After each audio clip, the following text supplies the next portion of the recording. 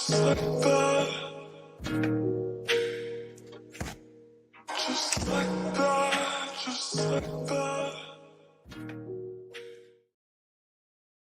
Hi guys, welcome to my channel. My name is Emmy from Emmy Evolving. If this is your finding me, thank you for finding me. This is not your first time. Thank you for coming back. So I'm going to be doing a tea party today. If you would like to purchase an expedite for the tea party, just go to that link, emmevolving.com/shop/past life party. How's everyone doing? So, this, it's just, I don't know how you guys have been having your day, but it's amazing. What is this? Is this? Oh, it's in the back.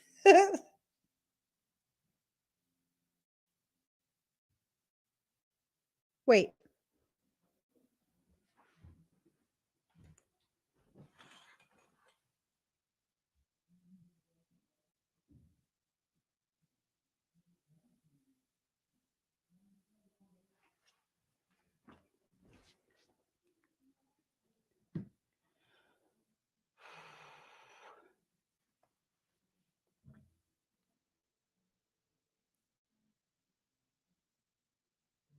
Is that something you guys are watching, or are they doing sirens outside?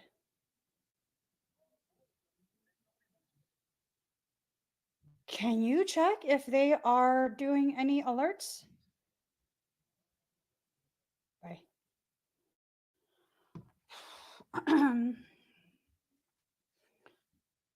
Okay.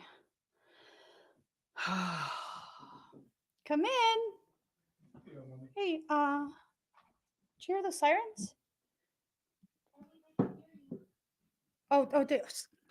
I'll be back. 1 sec.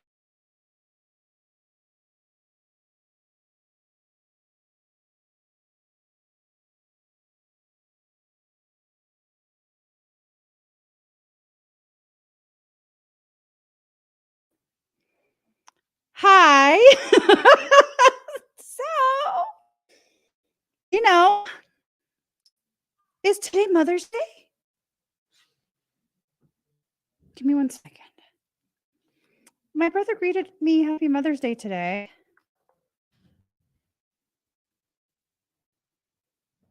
It's on Sunday. anyways, it's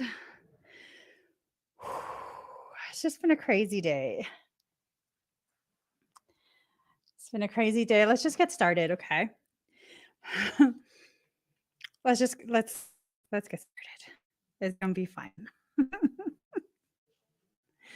Anyways, let's play Number Wars. Let's do 2 rounds of Number Wars. You guys, it's just been crazy. Okay. I have a number. Pick a number from 1 to 100.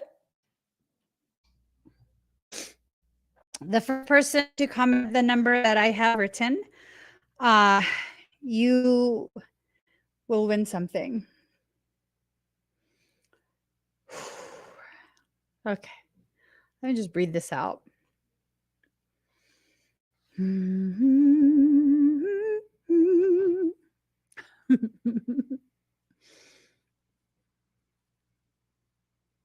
I can't wait for the day where I can share Kevin Jr. Boo, boo, boo, boo. You won at 57. Congratulations. Let us. We'll pull cards from this deck. Okay. Okay. Ooh. Good God. Congratulations, Kevin Jr. Let's get started.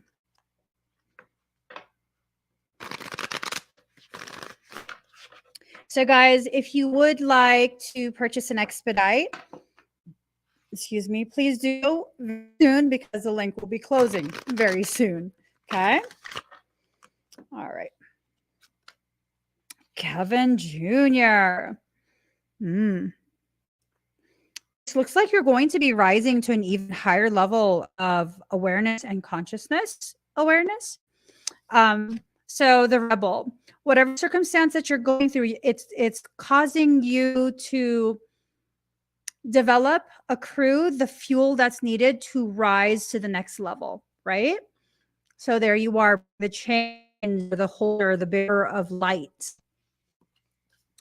And then card number 2, schizophrenia. Okay, so here's the thing. I have some very specific beliefs about schizophrenia. I believe that, and I'm not a doctor, this is my personal opinion. I believe that true schizophrenia is actually quite rare. Okay. I believe that a large portion of the people who are diagnosed as schizophrenic have tremendous shamanic spiritual medicine, right?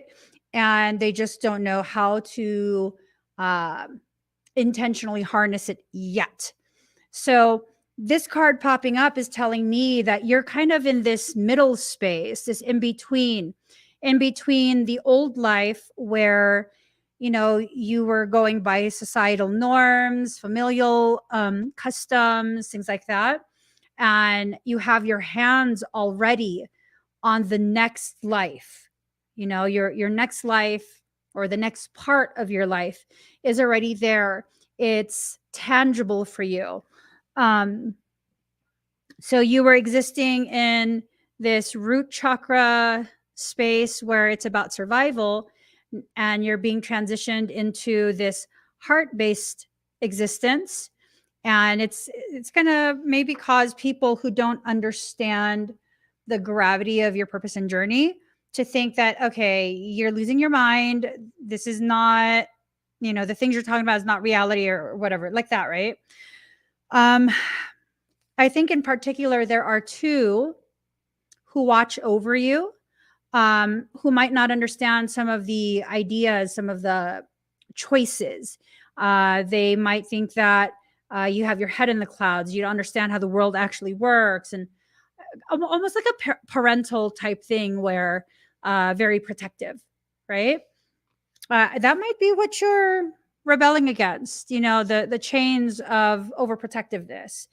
And then there is awareness.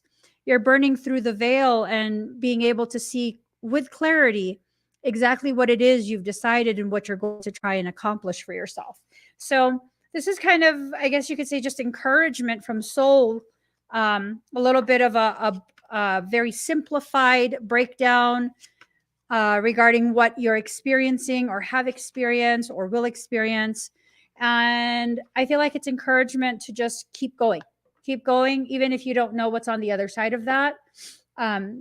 Sometimes it helps to just know that whatever's on the other side, it's rooted in love.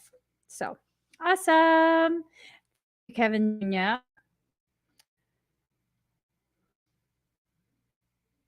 All right. So next number.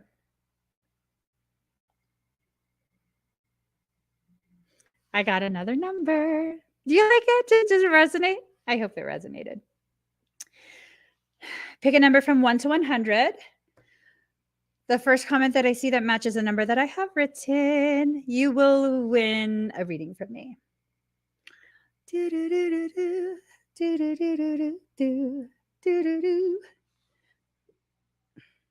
So you guys, I've switched to oh, that's not the number. Oh, it is a number. That's not the number. Sorry. The number jumped. Oh man, I don't know who it was now. Oh, here. Nicole. Nicole, you won at 85. Congratulations to you. Congratulations to you. We're going to use a different deck. Congratulations. Congratulations. Here we go.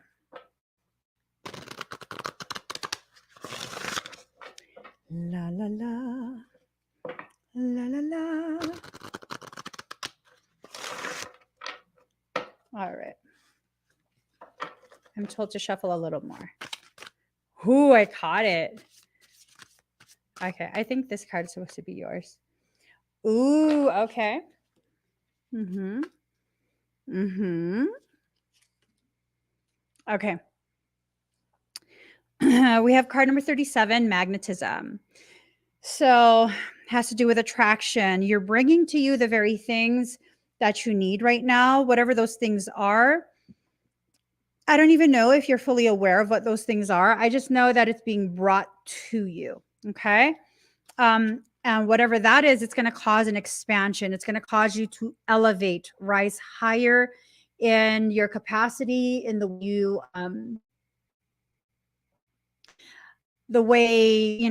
where I don't know how to put it. Like the way you flow in your life, things are going to become much more easier for you. It's not to say that there's not going to be any more challenges. It's to say that it's going to be much easier for you to accept the challenge, accept the invitation to rise, and kind of just flow through it, right? And then card number 42, speed, movement. It's a sense that this is something that's going to happen very quickly. I am wondering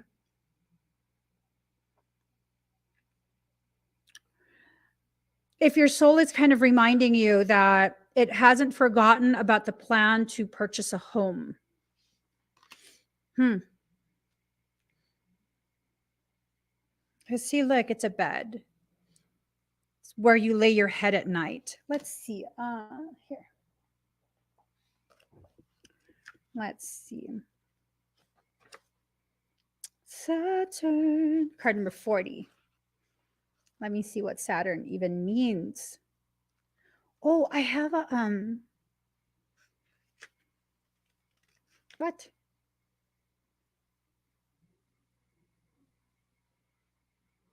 Oh, page number 40, not card 40.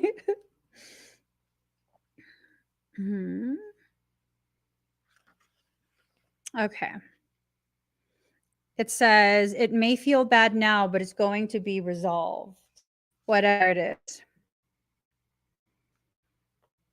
Whatever you're dealing with, it's going to be resolved. It's going to be something that you're going to be able to push through. You have to wait for the possibilities. So it says, watch for the possibilities.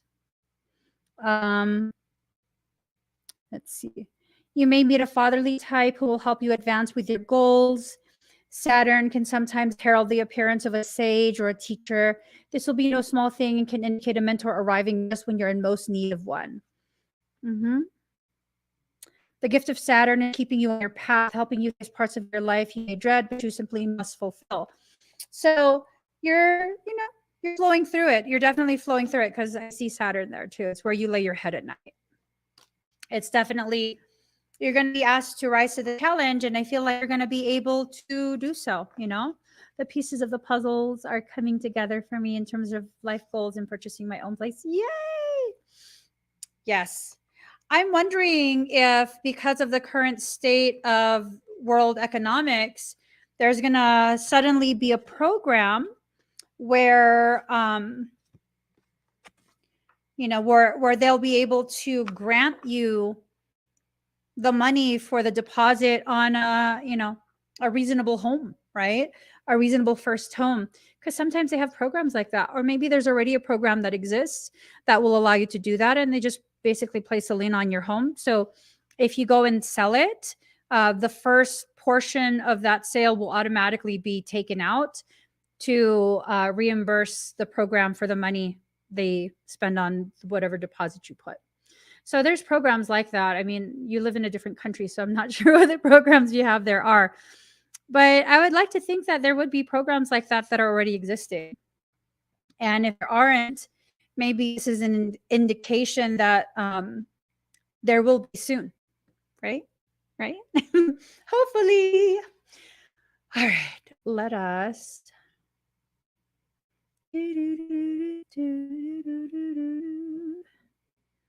Yes, you made it. There were no There was nothing else further?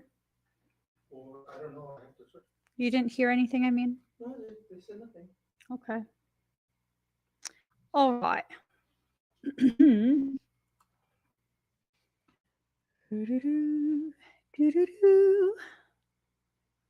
Okay, let us see. Maria. Maria, are you here? She reminds me of a West Side Story.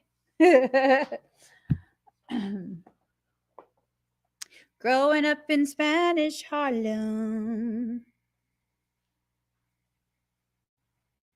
Ooh, yeah, different countries have different programs, and I think it's just a matter of you finding the programs that exist where you are. It's amazing. What is this? It's a tangled part of my hair. La la la la la la la. Oh. Maria, are you here? Should we come back? Huh? Come back to me. Okay. Charlie! Oh, I don't have my earbuds.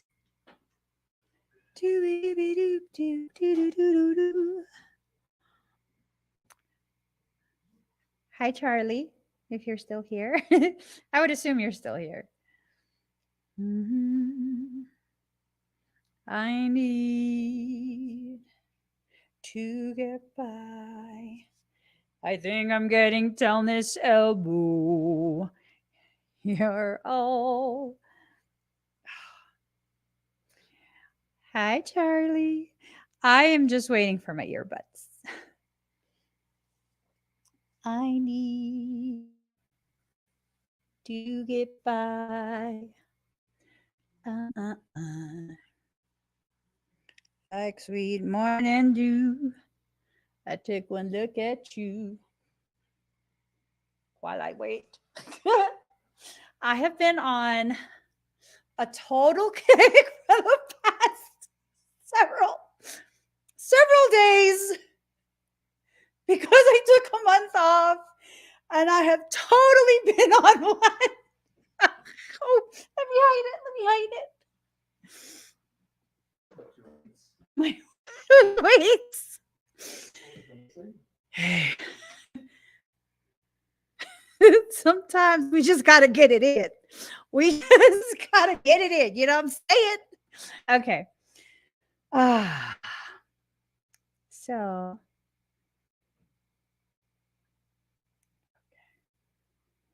Here we go.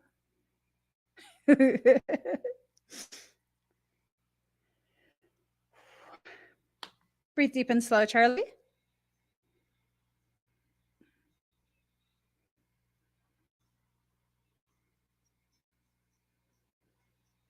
Okay.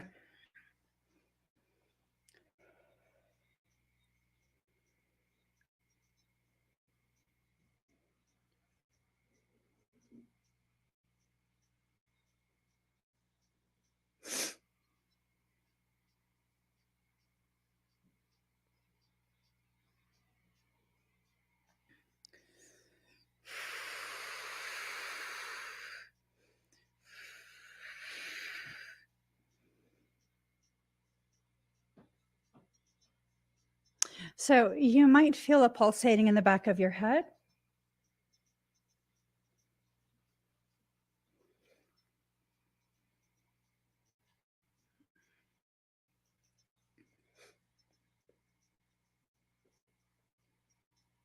Okay. How do you feel?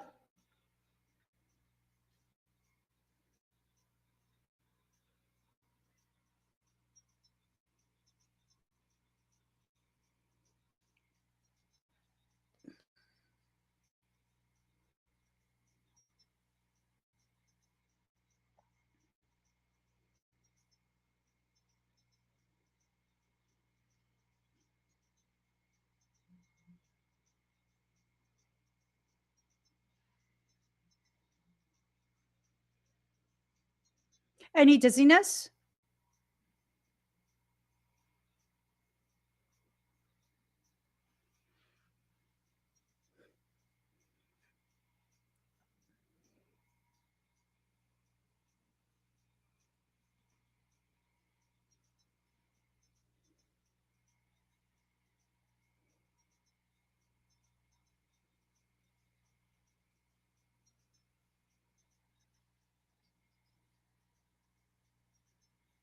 Okay.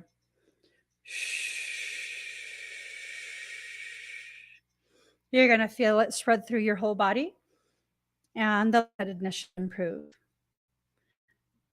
Thank you, Charlie.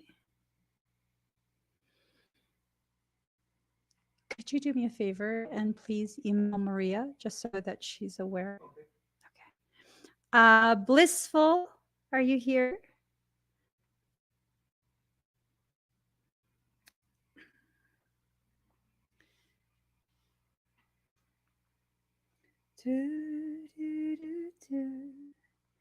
With each passing day.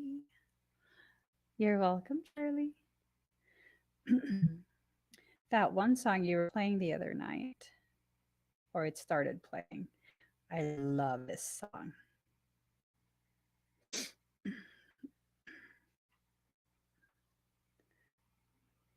Do do do do do do.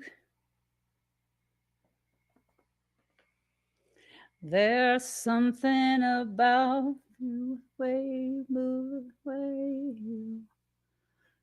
Blissful, are you here?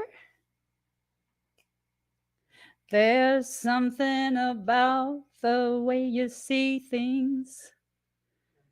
Good night, Charlie. Everything about you, I just want more of.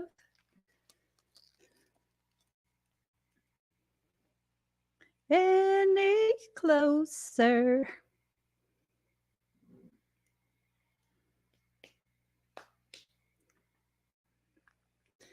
Nothing I can do to keep my heart away from you. Okay. How hard I try. Ever. Let's go to the next person. Life. I can't tell you how hard I try. Ryan, are you here? It's love that I fear.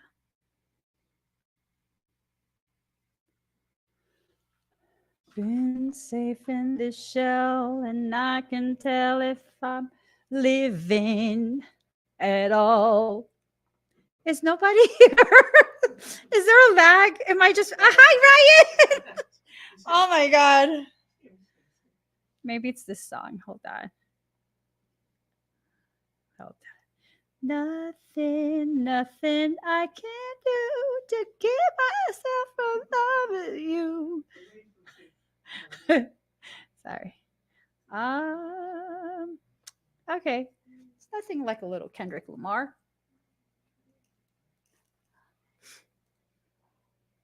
Okay. All of us. Give me a run for my money. No one direct me. Run for my money. Sipping bubbly, feeling lovely.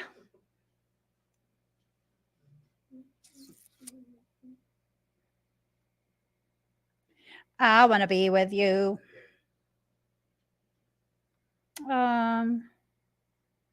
Okay. Breathe deep and slow, okay?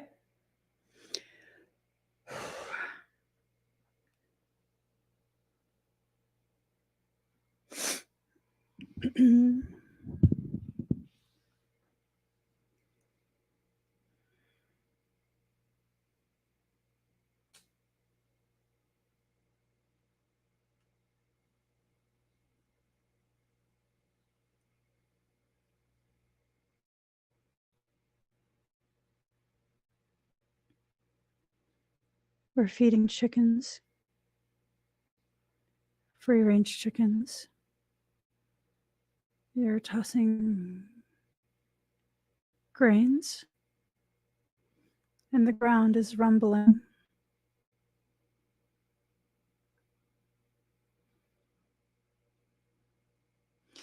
It looks and feels like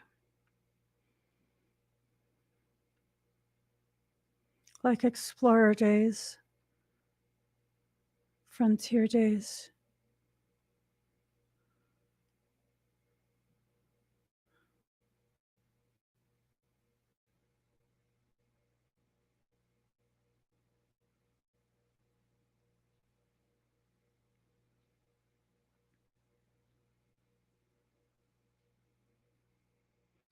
The location registers in Arkansas.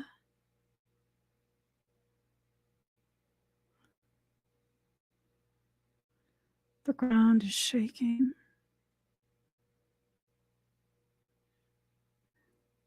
The chickens are freaking out.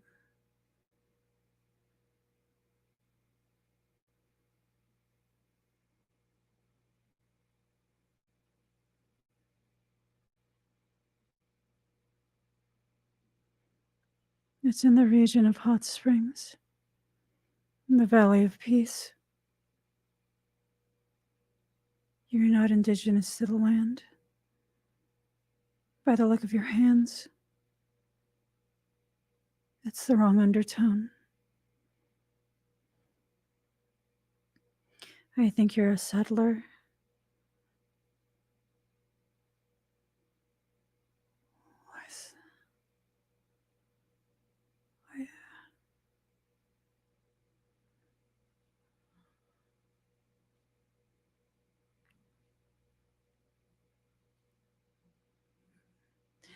You're showing me a catalog of all these events, a fire,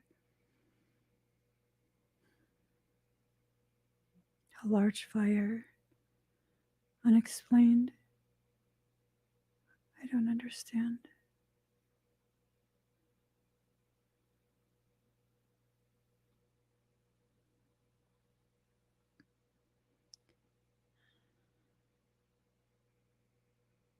It feels, you feel human. The event does not.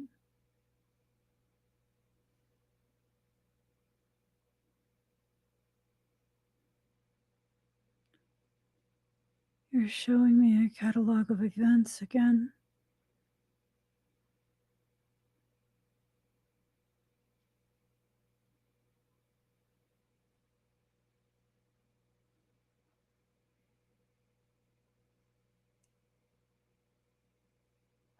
There's large deposits of crystal quartz in the Valley of Peace. There's a cave.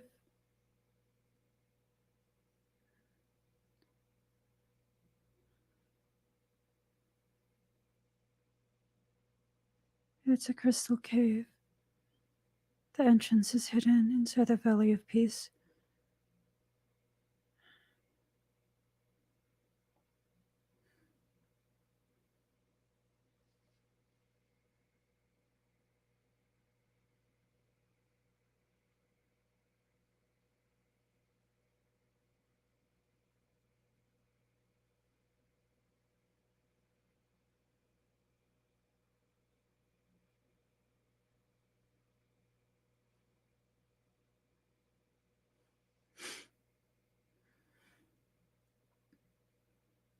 Many of these crystals are record keepers.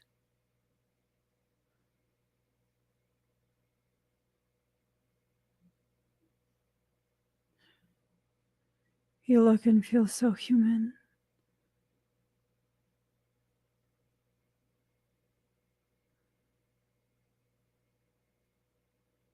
I can't tell if it's only your presence, your proximity that's programming the crystals, or if you're consciously doing so.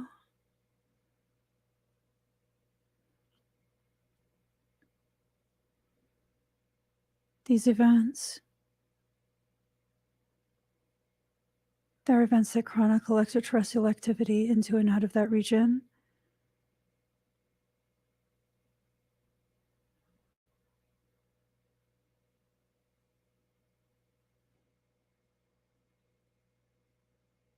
Dolores did a lot of work in hot springs.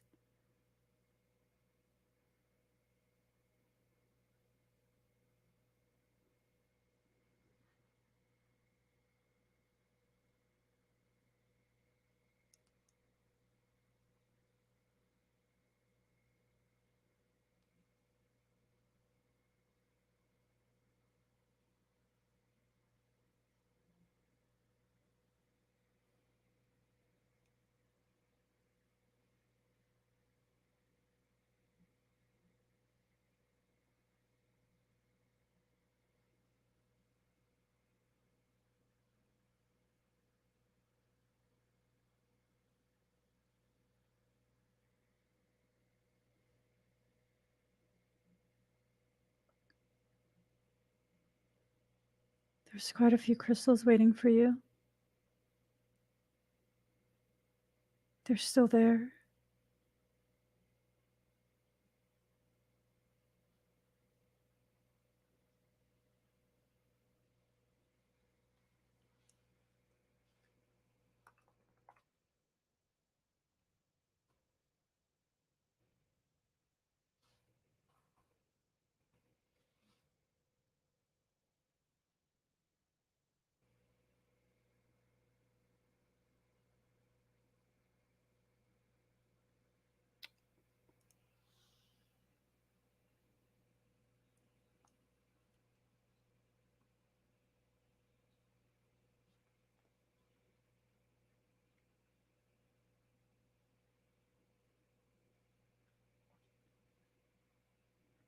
It's not at Ronman Mining. You're going to be the one that digs it out. It's not at Ron Coleman Mining.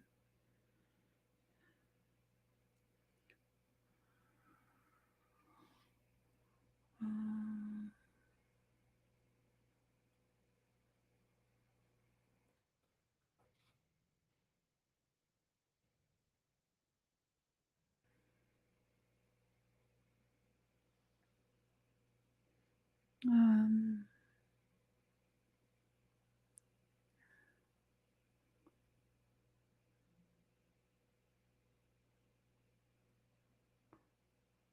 it's not Ron Coleman. It's somewhere in there.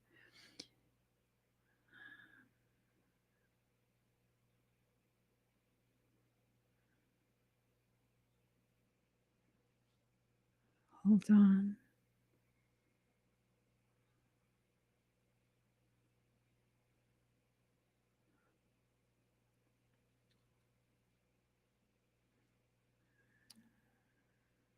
Oh.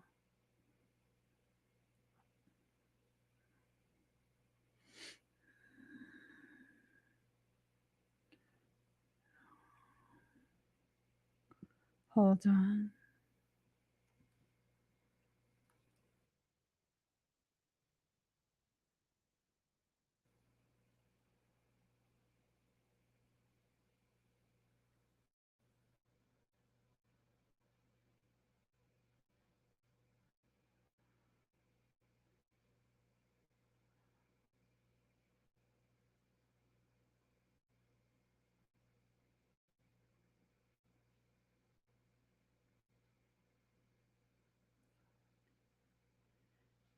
Here.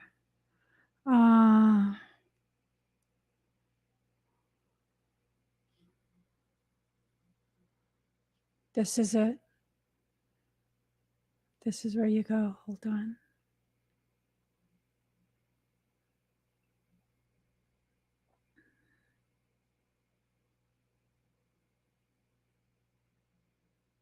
Hold on.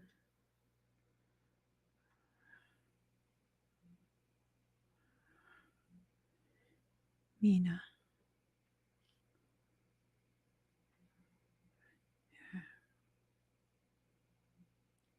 Board Camp Crystal Mine. Hot Springs is to the right.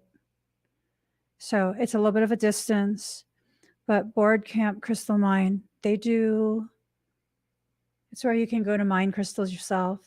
You have to dig it out.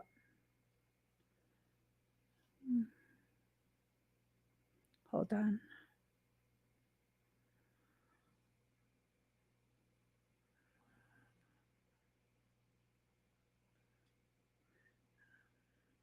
Mm-hmm.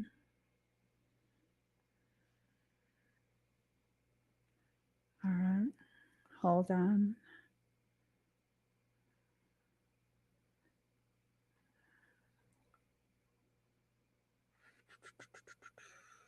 Oh. Why is there a flag there? All right. So I'm going to show you something, okay? Oh, actually, I'm not allowed to show you.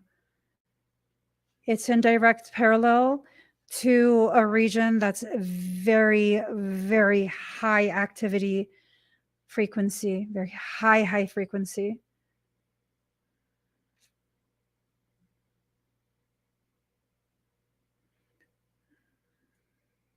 Yeah. It just takes you all the way straight. Board Camp Crystal Mine in Mena, Arkansas.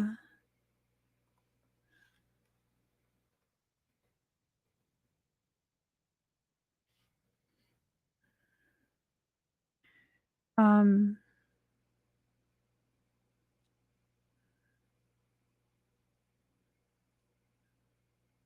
and you need reservations.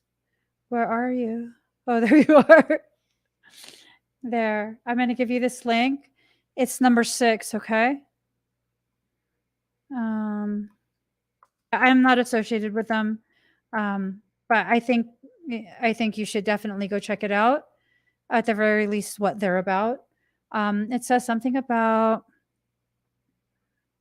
There's also their unexplained tours, which supposedly document supernatural phenomena in the area. It's because your crystals are there.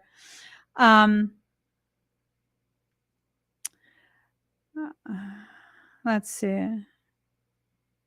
Let's see what they're saying. I want to be with you. I want to be with you.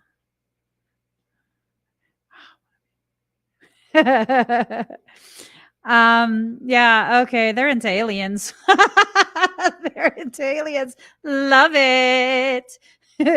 Here's their actual website. If you want to go check it out.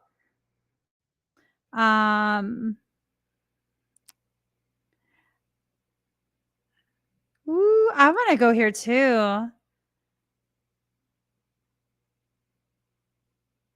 They're open March 1st to November 1st. Okay.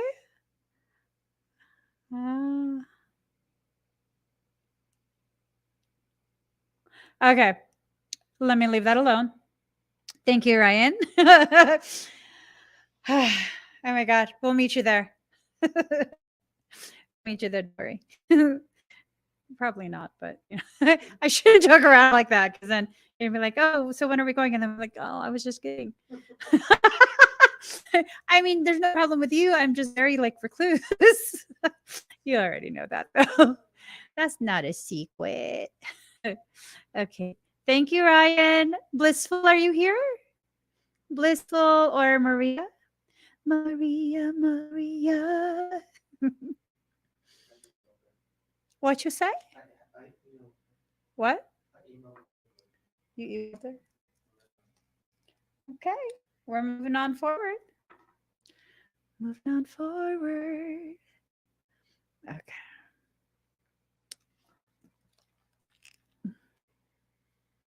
Kevin Jr. Kevin. Oh man. For the longest time, I was like, my dream. After I gave up my dream to be a nun, I had this other dream to be a Southern belle, a debutante. I don't know why. I just felt like I needed to be a debutante. Hi, Kevin. And then? And then that transformed into me wanting to be a country singer. Looks like we made it. Look how far we come, my baby. I'm glad we didn't listen. And then I met Frey, and he said, "There's no Asian country singers." And I was like, "What are you talking about? I'm not Asian." But I am. I so am. Let's see. Okay. Here goes. I'm just trying to find a song. Okay. Ooh.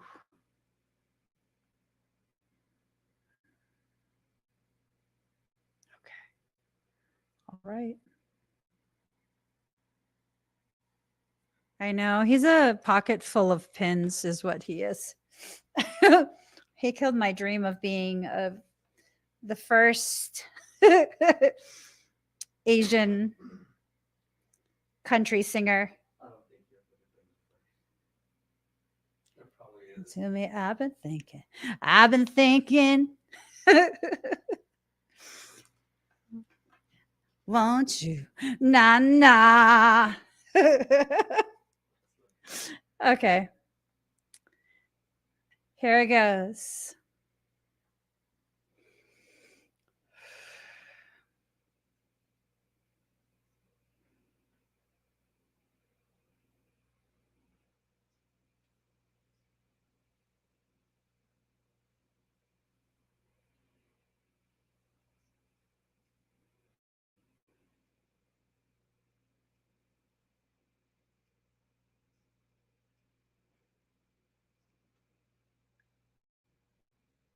There's flashing lights in the distance.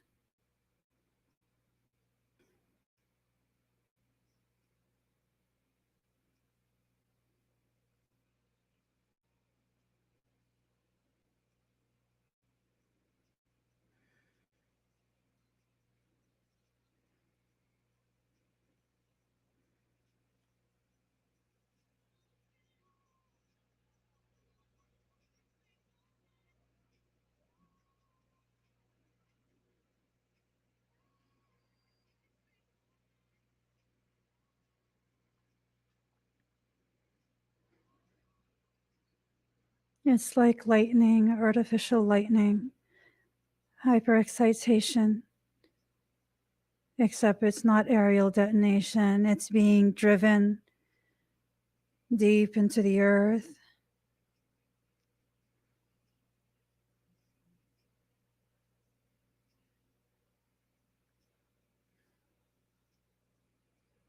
They're doing something. They're creating an element. It's not natural. It's almost like Libyan desert glass. That lightning is not natural. They're trying to create a specific combination.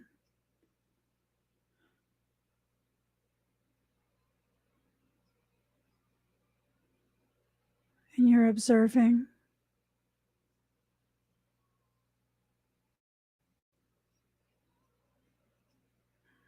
It's like flash, flash, flash, flash, flash, flash, flash, flash, flash. It doesn't look natural.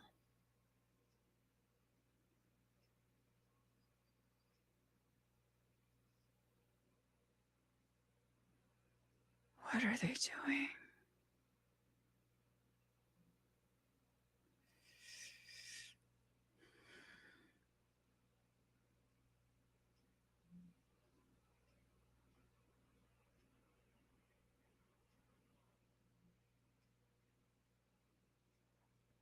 Someone's coming.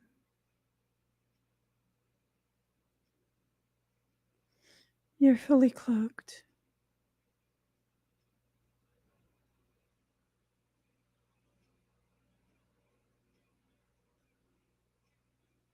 Someone's tracking.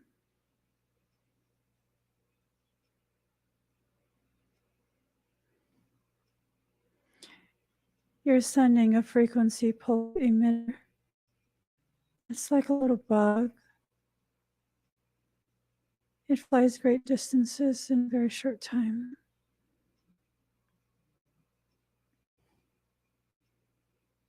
You've sent it west of you. It's pulsing your frequency. They're tracking that. But once left behind, just to make sure, don't move. Don't move.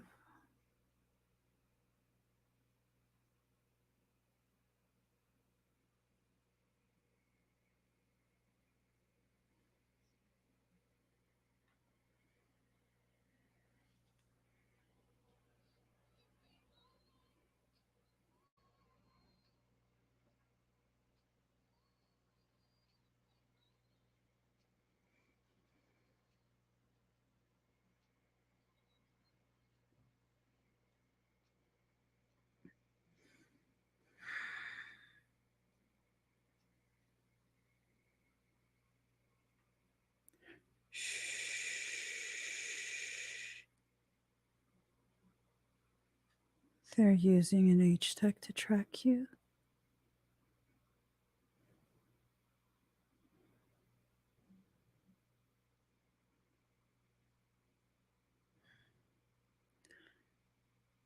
The particle excitation is being used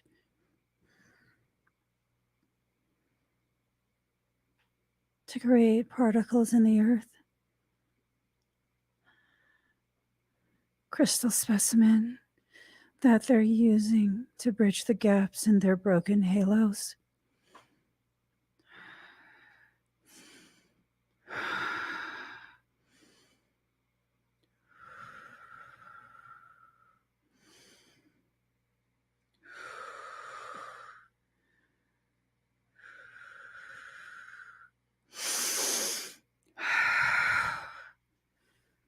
Don't move.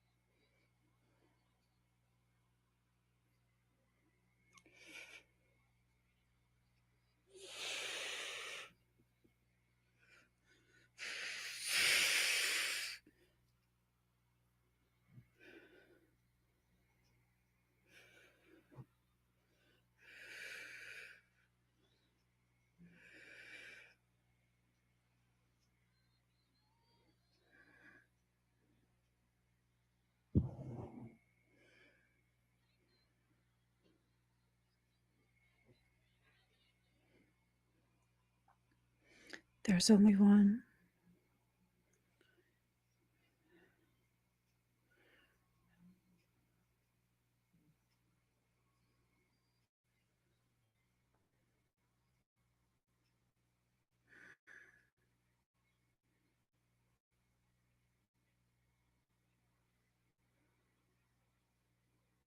It's not going to leave until it finds you.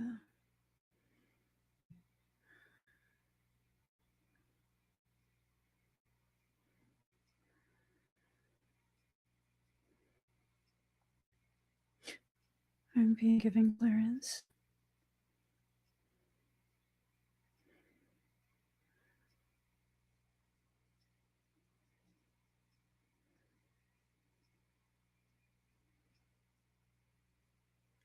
I have to enter your space.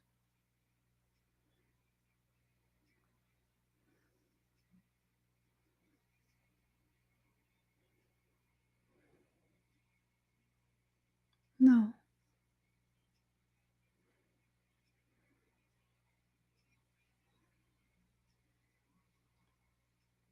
No.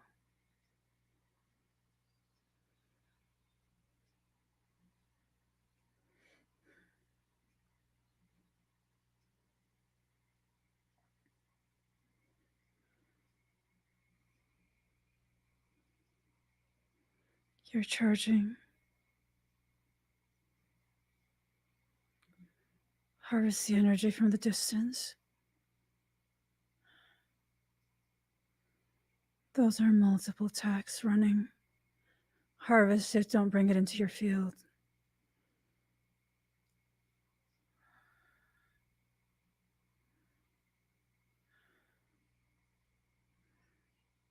Put it in holding tank. Once the holding tank is full,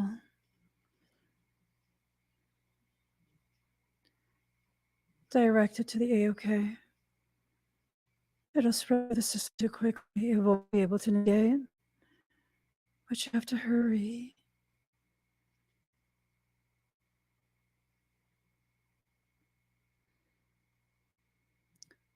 It's starting to pick up on your register.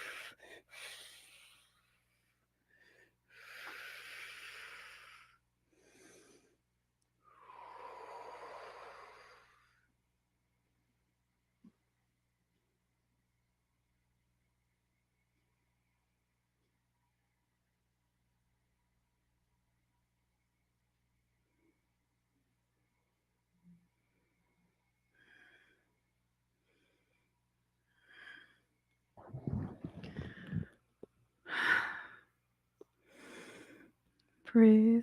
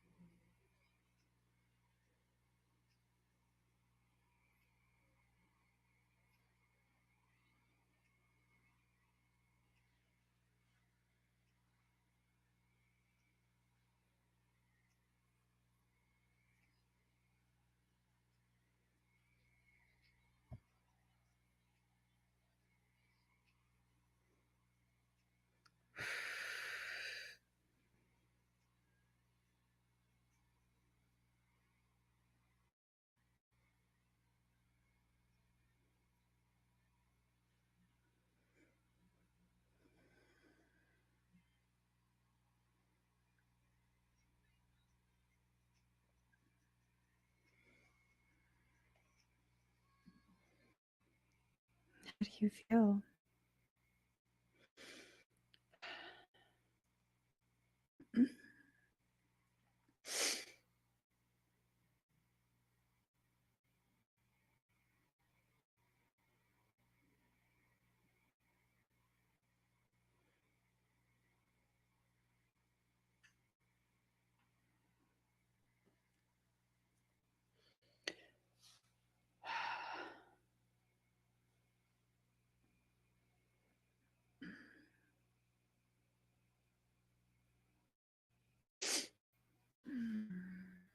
Oh, that was just lovely.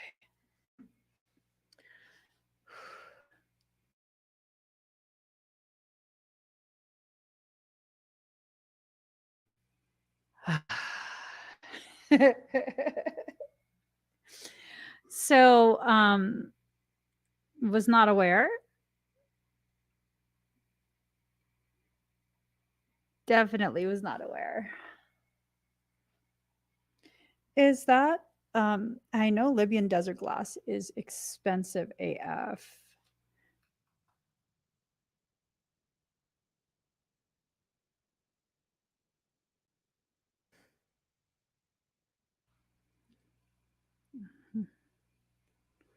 It's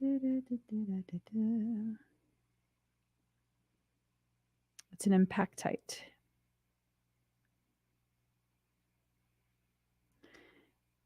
Eastern Sahara. Okay, hold on.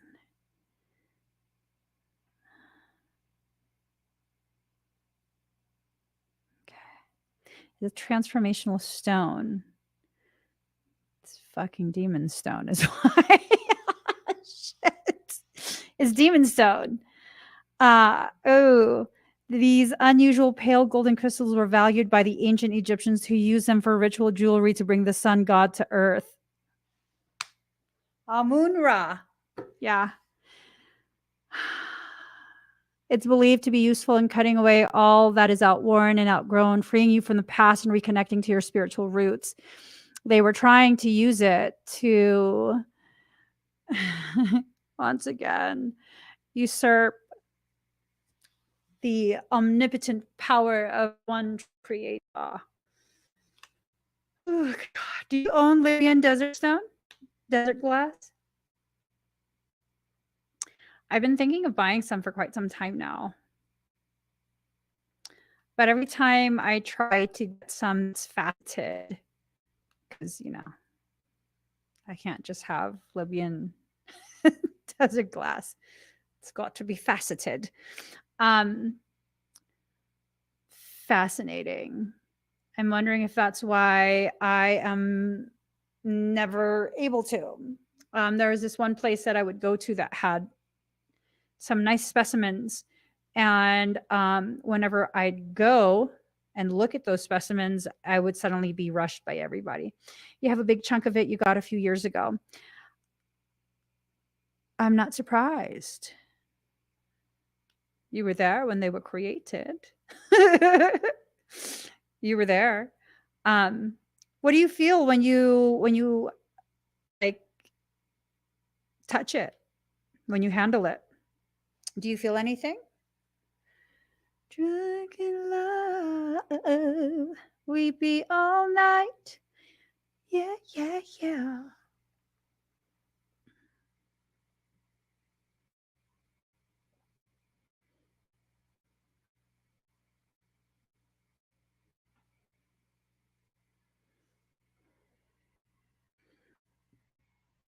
Does it make you feel some kind of way? It feels good to me. You haven't touched it in years.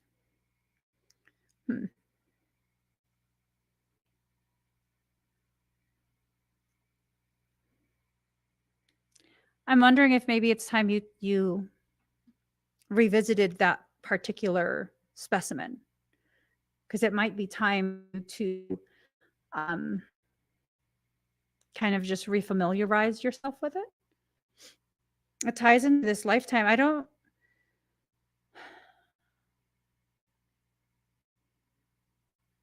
don't know exactly what it is that you were viewing them for, but you were quite a distance away. Quite a distance. And they were looking for you, like looking. So, assuming this is information they want to keep hidden, I don't know that the Libyan desert glass would be able to do what malignant people might think it can do after hearing me say how it was created. You know, you have to have a specific type of frequency, and it has to be a very, very specific frequency, or else it's just a very lovely specimen. It's not going to do any type of H-Tech repairs or any of that. It's not going to. You have to be able to reach that frequency. So I think that you probably should revisit your specimen and kind of just, or maybe not. I don't know. I guess we'll put it this way. When you find yourself drawn to it again, then it's time to revisit it. But until then, probably just leave it where it is. Wherever it is you keep it, just leave it there like that. Okay. Thank you, Kevin.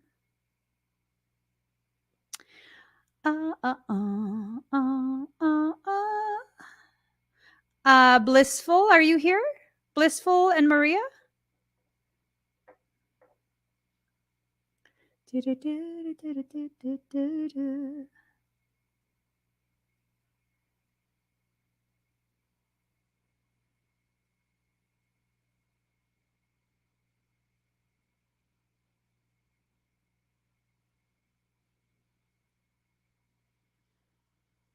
You're welcome. I know I'm drawn to it, but I mean, Kevin, you know me well enough to know that if I'm drawn to a crystal, I will have it. I will find a way to acquire that baby boo. But I don't know. I don't know. Ooh, ooh, ooh. Hey, can't hold on. No, I'm not gonna ask. Where is it? That one store on our way, Oh, we'll see. I can't promise. but the time, Yeah. yeah, I don't think that they'll be open. Uh, Try. I'm cutting my nails because I'm upset. I'll stop. Thank you, Kevin. Who was I calling? Maria or Blissful. Okay, so Mace wants okay, timestamp. Okay. Thank you, Kevin. Mace 1935. 1935. Hi, Mace. Breathe deep and slow. Deep and slow. Deep and slow.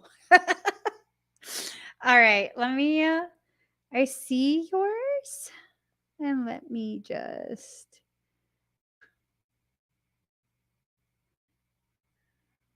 oh. This is the song. All right. Breathe deep and slow, okay?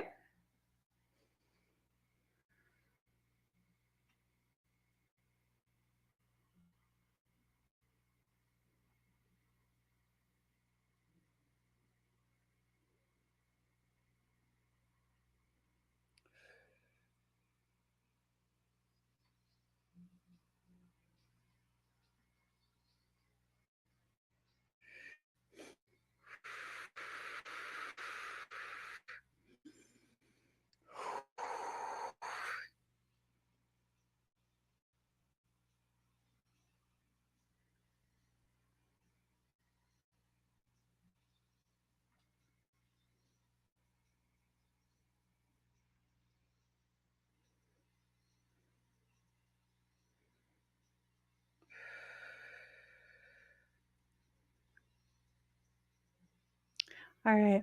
Make sure that you just continue to breathe very deep and very slow. This is going to continue to pulsate through your field, okay? Don't get up yet. Don't get up until all the pulsating is completely done.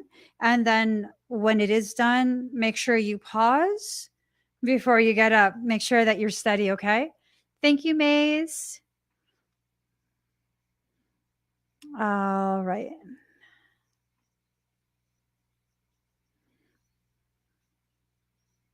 Okay, I'm just going to go ahead and do Maria. Maria is at 11144. 11144. Hi, Maria. Let me just. Did you know for the question general?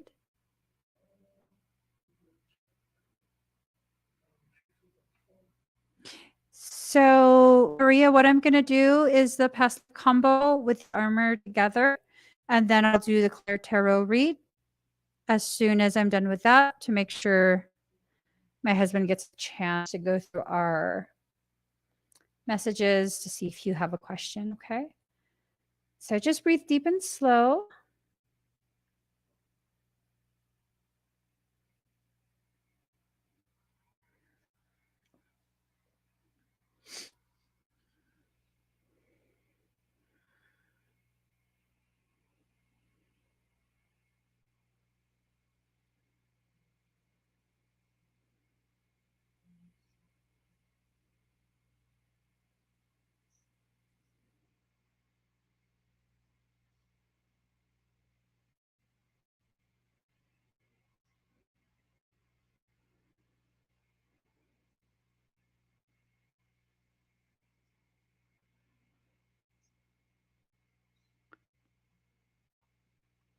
This looks like some sort of port town.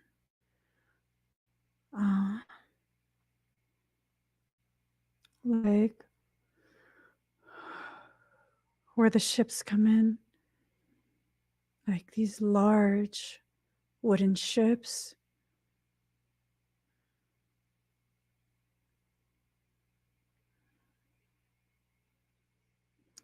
You're wearing, it's almost, I don't know the time period. It's almost like an empire waist with the top portion kind of like a corset.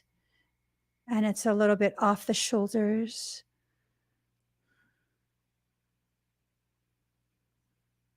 And it's almost like a brothel. It's nighttime. There's a lot of people there. It smells of alcohol. It smells very badly.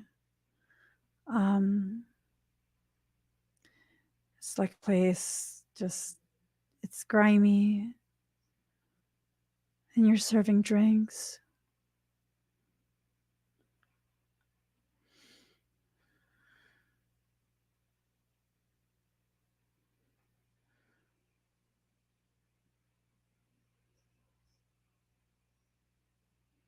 And it's almost this sense of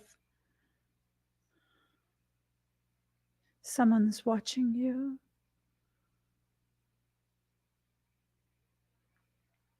It's like a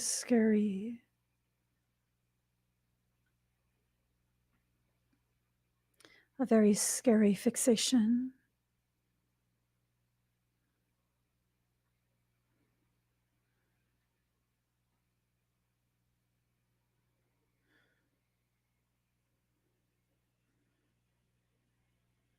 He watches you all the time.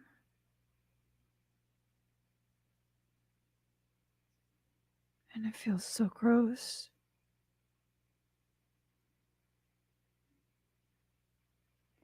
He wants to hurt you.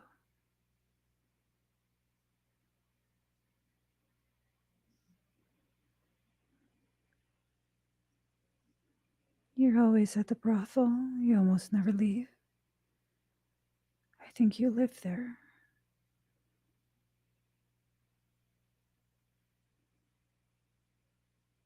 Tonight you have to go somewhere.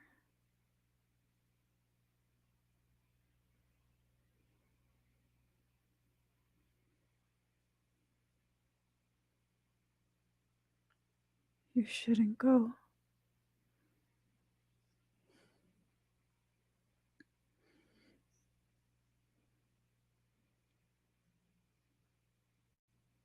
You shouldn't go.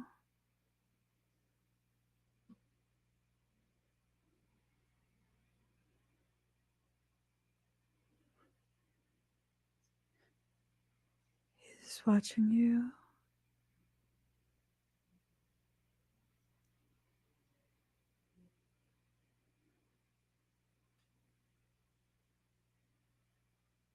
He's sick. He's following after you.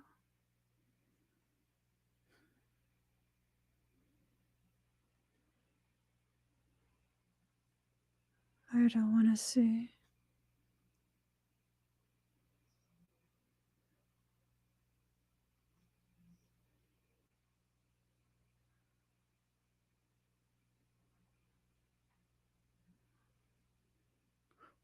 No.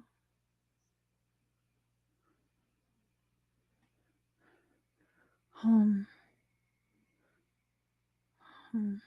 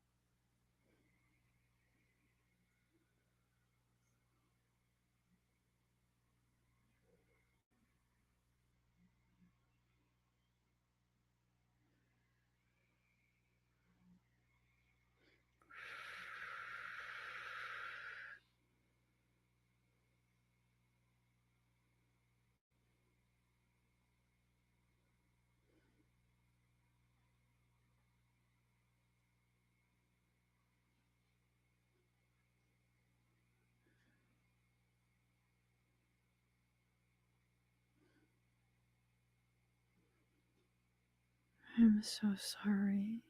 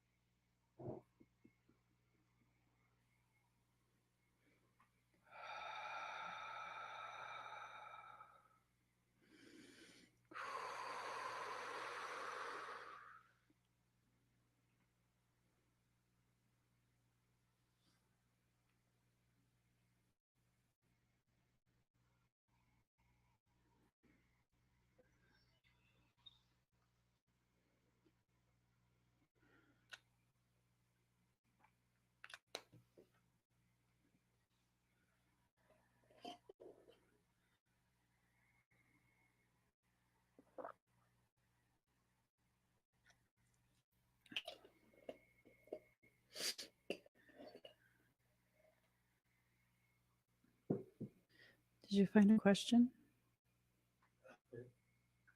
What? I added it. I'm sorry, Maria. I could not go through that experience with you.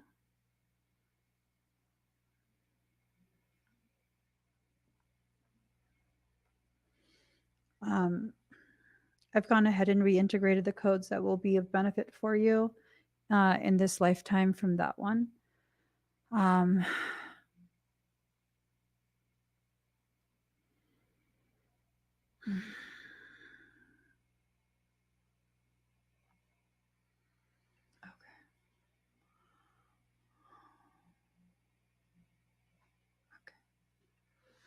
Let me pull some cards for you.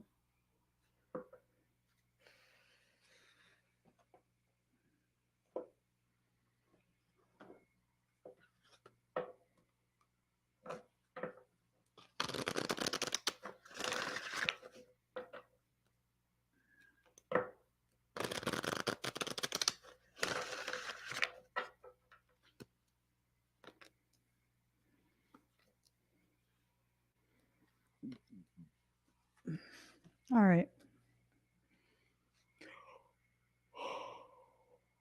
Excuse me. So your first card, focus, it's in reverse. What this is telling me is that you haven't been able to clearly see and focus on the things that are going to help you to understand what the next step is, the next part of your journey, the next part of your life. It's almost like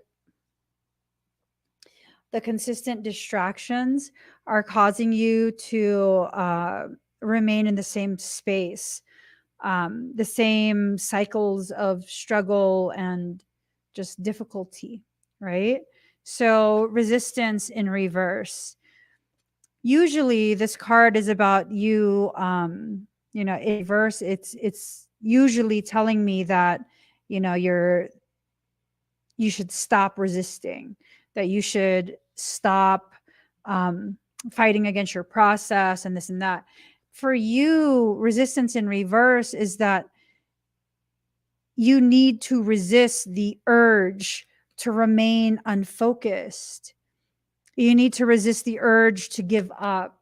You need to continue. You need to push. You need to push. You need to push. I don't know what it is you're pushing for, but it's definitely something that I don't know if it's family or someone who has some type of authority over you has been exerting their authority over you in such a way that prevents you from exiting out of these repetitive cycles of struggle. And it's important for you to resist falling for that again. It's like this is a very successful tactic to keep you stuck, and you shouldn't allow yourself to be stuck. Card number 9, assessing. You need to zoom in to certain things. It's almost like you're too zoomed out or you're too zoomed in. Certain things need to be zoomed in on so that you can see exactly what's being attempted. Other things you need to zoom out on because it's almost like they're distracting you by causing you to zoom into that. Okay. The sense that I get is that Well, in that life, um, they also were distracting you. It ties into that life, the life that I couldn't. Um, they followed you and you. So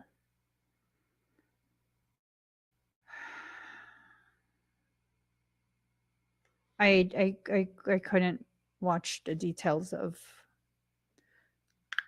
exactly how or what they did. I couldn't. I knew it was going to be too much for me. So, you know, it's like that where you were stuck in the same place, stuck in that brothel. I'm not saying you're living in a brothel now, but it was the same space of like how women back then really had minimal options in regards to how they could become autonomous. And, you know, it's just one of those things that's going to really drive my squirrel brain out insane. He tried to turn on his fan, girl. It's like,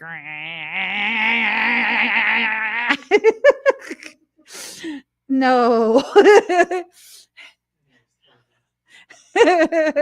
So I hope this information helps give you clarity in some way.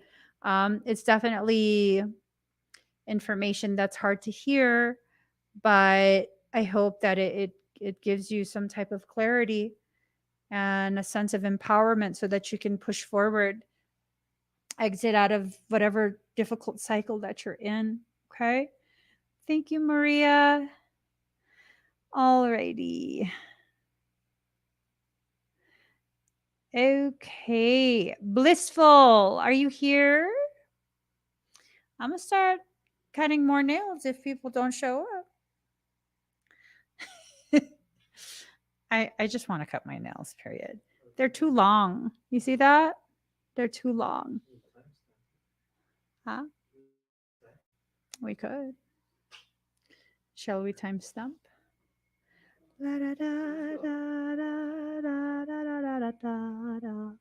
Yes? Okay.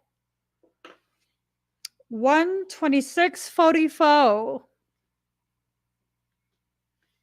Hello, Blissful. Apologies that we are doing a timestamp for you. Hoping your day has gone well and that you'll be in a lovely watch. Hopefully, it's something good. All right. Let's go and do it. Ooh, it's loud. Okay. Breathe deep and slow.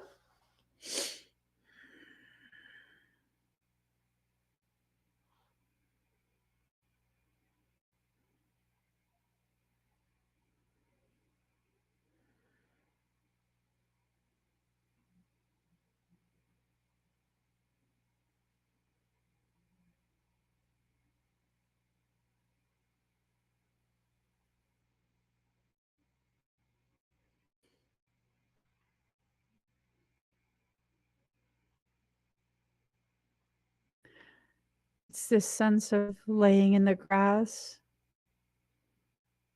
and watching the sky, watching the clouds with a blue sky, watching the sky turn into a watercolor painting.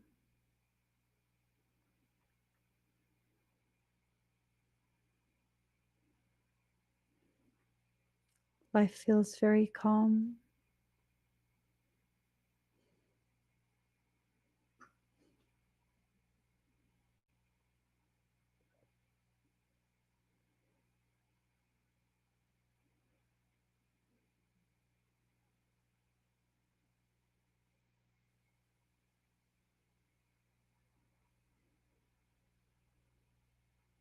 There's a fire.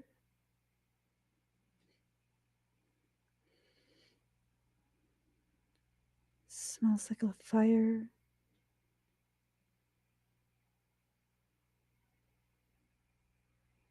The sound of screaming.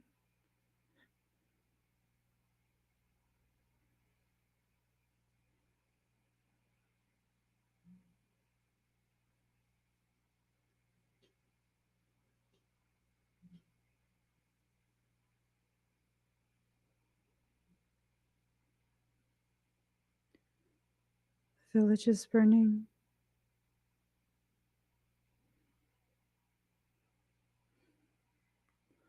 The village is burning.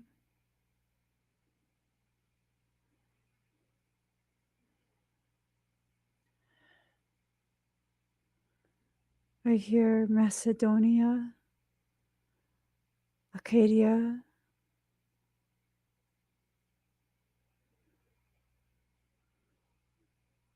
I don't understand.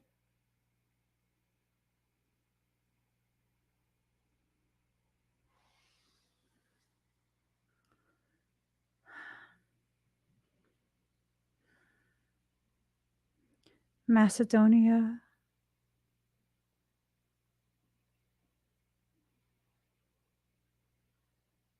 you're just watching the village burn.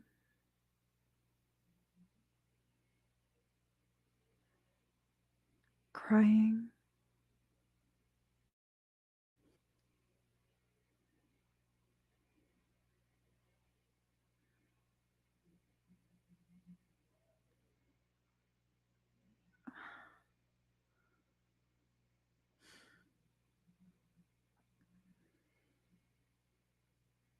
They're gathering the women and the children.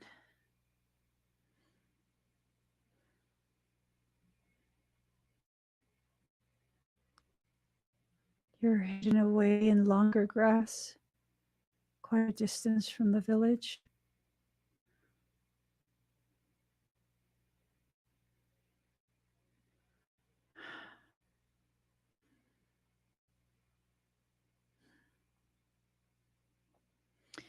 Anyone captured is going to be sold.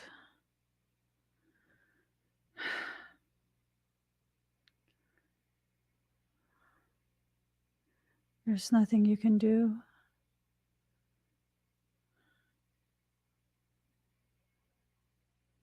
You're just quietly crying. You aren't very old. Maybe 8, 7.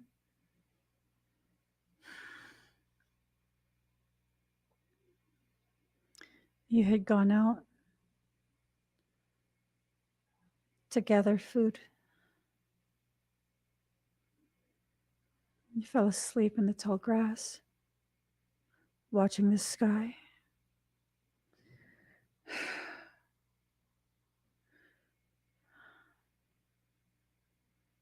There's nothing you can do.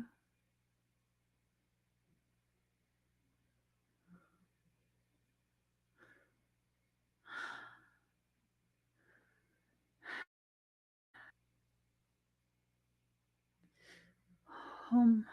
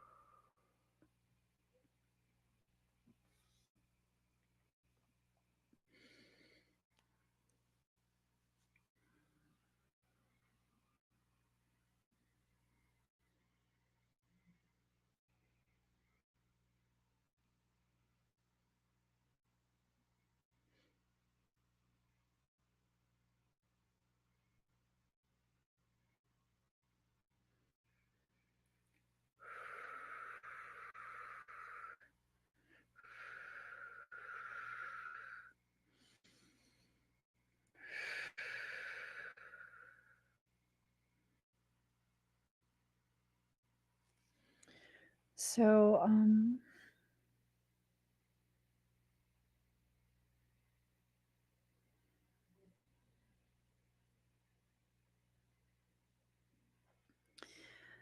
you had to go through a lot at a very young age in that life. And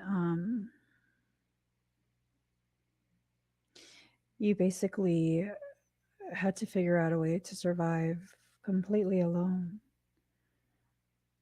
Whoever wasn't taken to be sold was executed on the spot.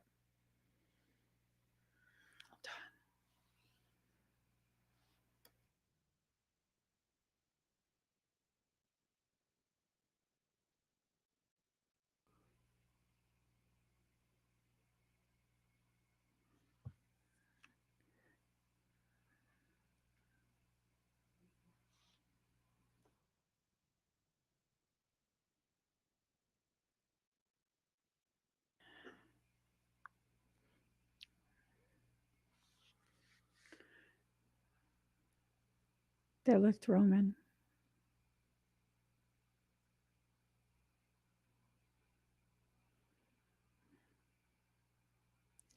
The Romans swiftly defeated the Macedonians at the Second Battle of Pydna.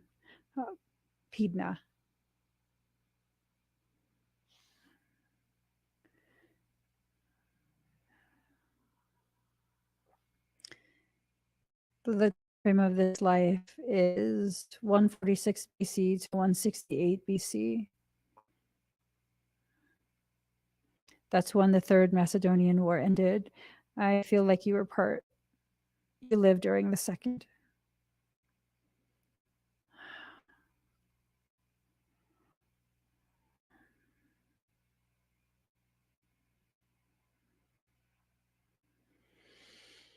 Oh, so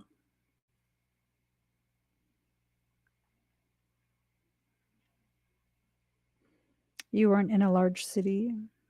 You're off countryside setting.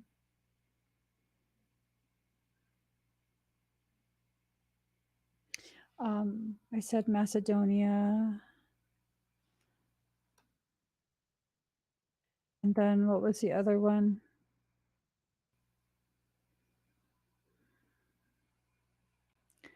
Acadia.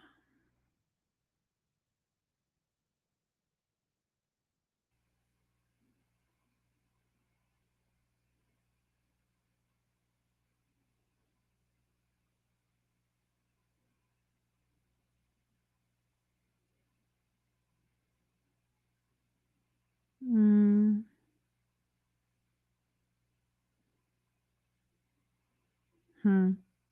I'm not sure. But I also keep hearing Crete, Macedonia.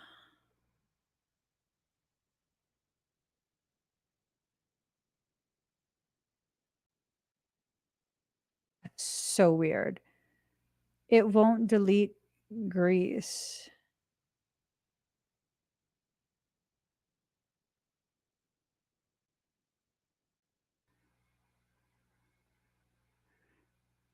What year was that?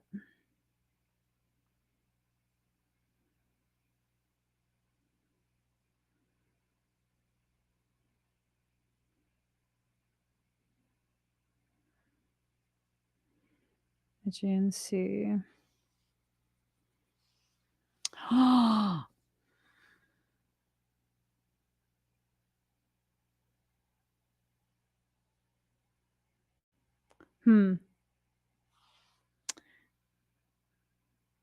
I believe that's an area that still has a Stargate active inside the water.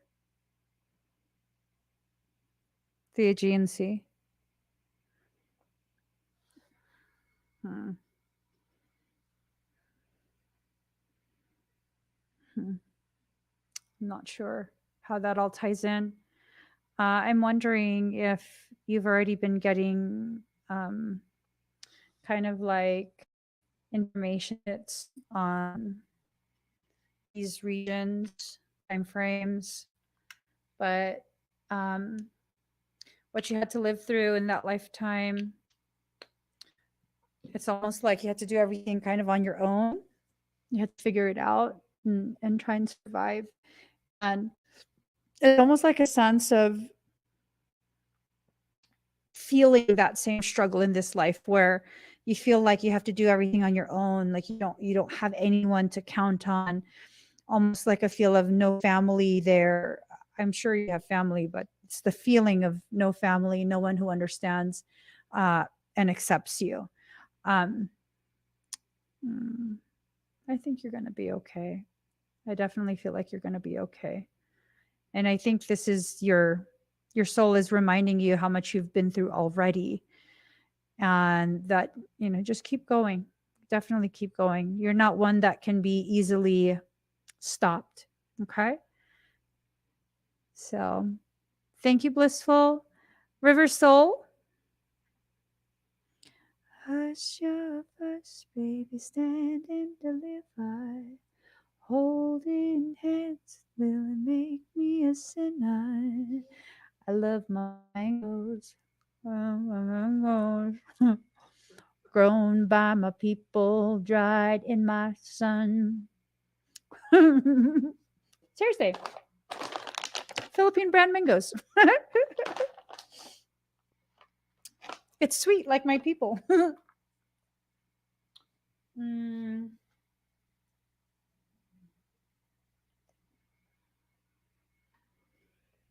Mm. Huh? Hi, River.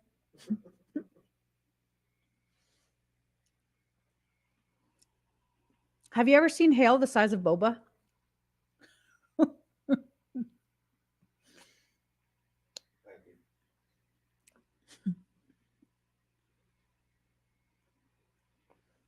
Seriously, have you guys ever seen hail the size of boba?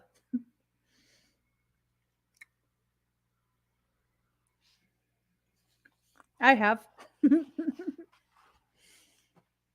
It's fabulous.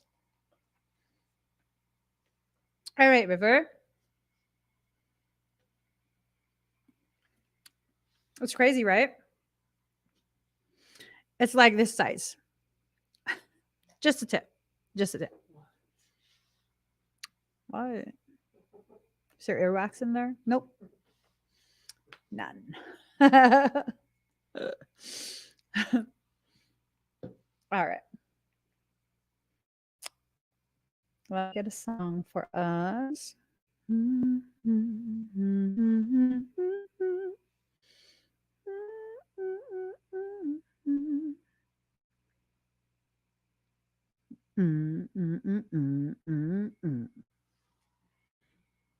Another banger. Vibes. Okay. Here goes, River. Calm down. No lockdown.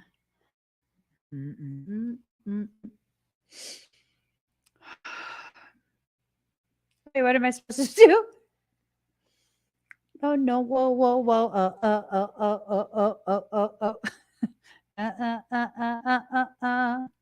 Okay.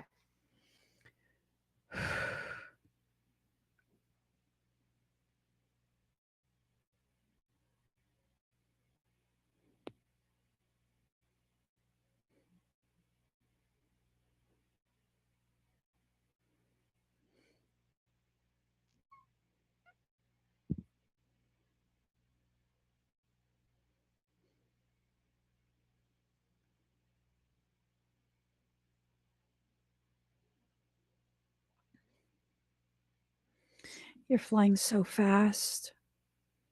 Like fast.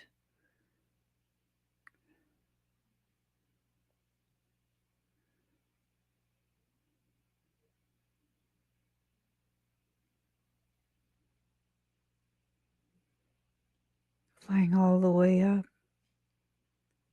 All the way to the firmament. And you pause at the top.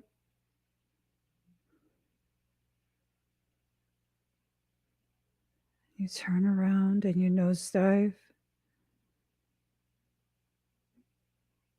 Wings folded back.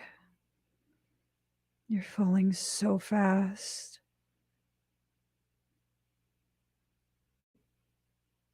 You get real close to the surface of the water before you spread your wings, fly out and go back up. What are you doing?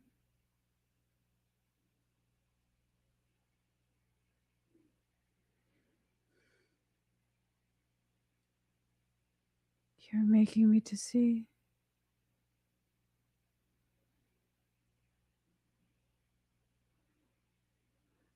Now you're setting yourself on fire as you fly.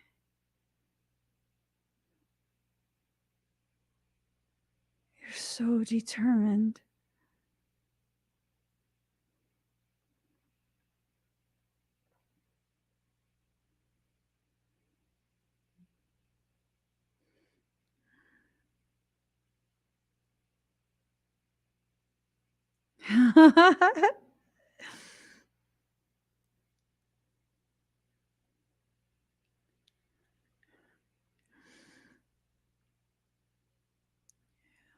You're amazing.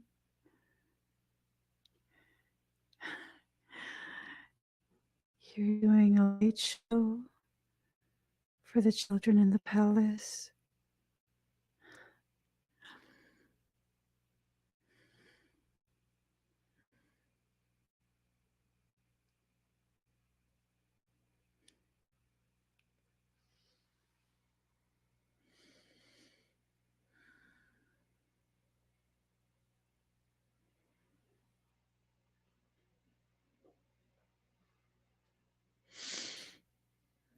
They're all there.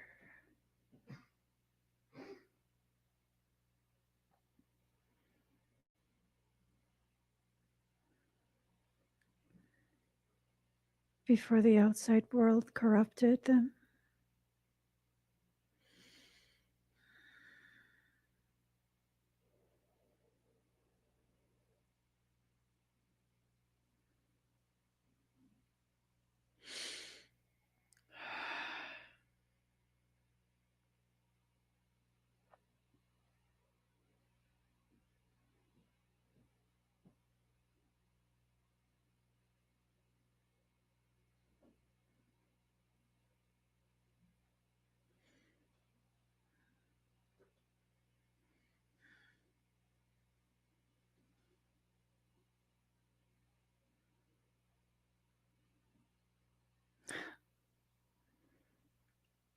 Borealis.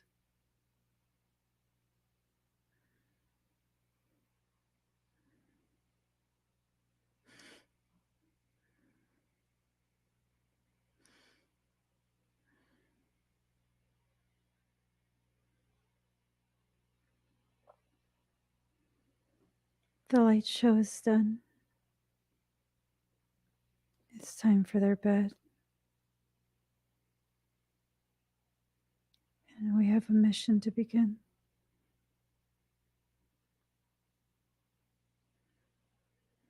The first war broke off a piece of the kingdom. It fell.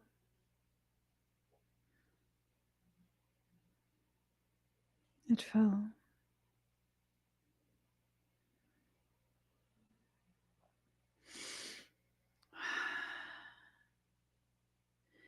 It fell and became known as the Valley. Very similar to Shangri.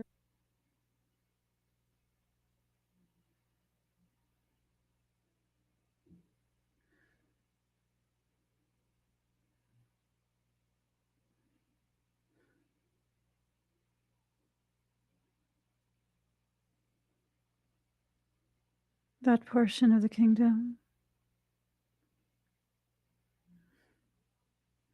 it was the Andara nursery.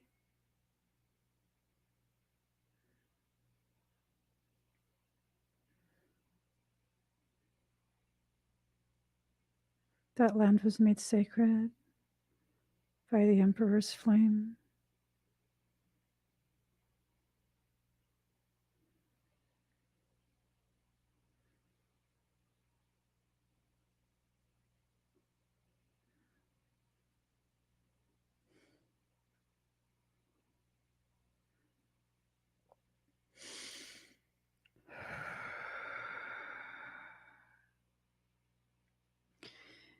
Because of the mechanics of the Emperor's Flame, the land cannot freeze over, no matter the cycles. It will never freeze. It will always remain warm and lush.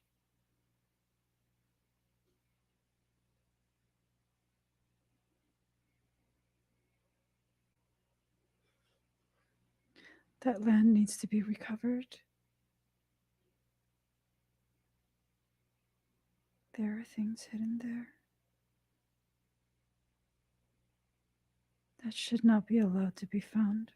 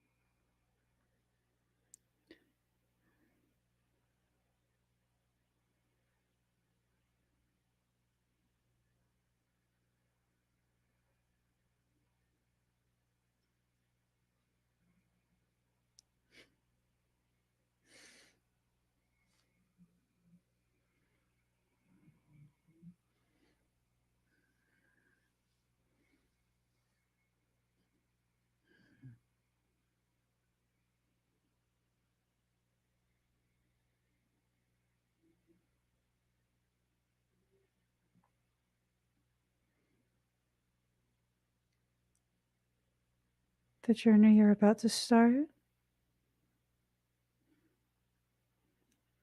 will help you to recover that and keep safe the things that need to be kept safe.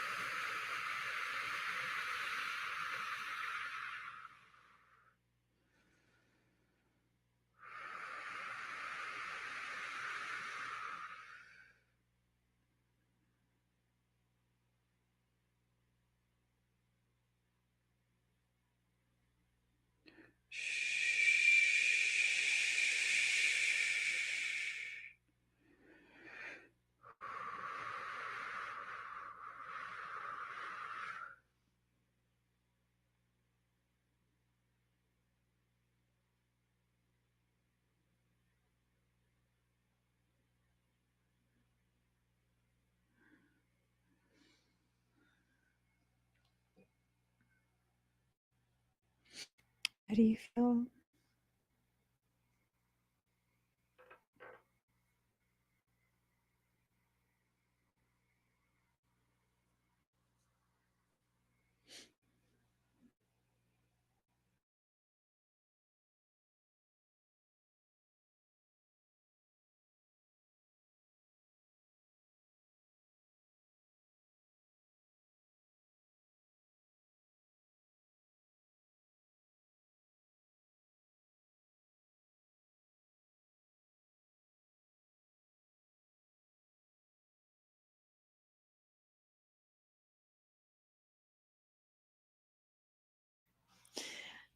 Good. Any dizziness?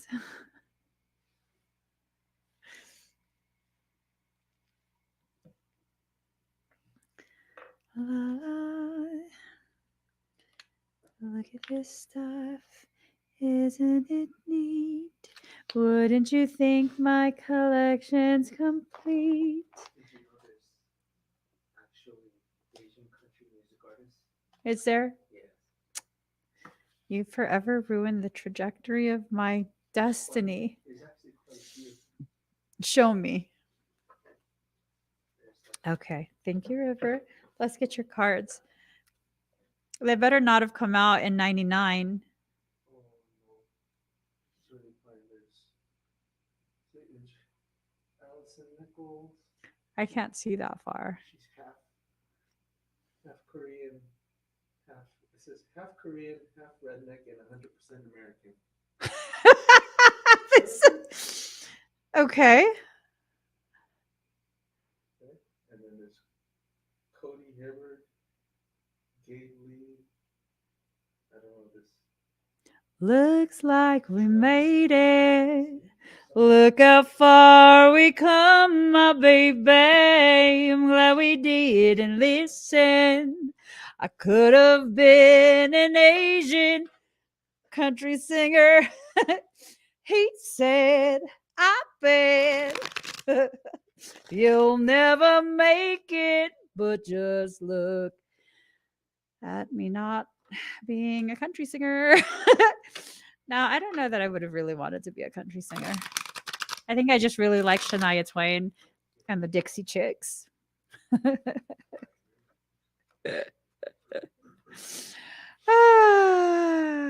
Okay. Hold on. I'm trying my bestest to. Oh, did you make pizza? Not yet. I'm gonna make you cry. They say, I bet they'll never make it, but just look at us holding on. You'd like the White Sox. Half and half. We're still together, still going strong.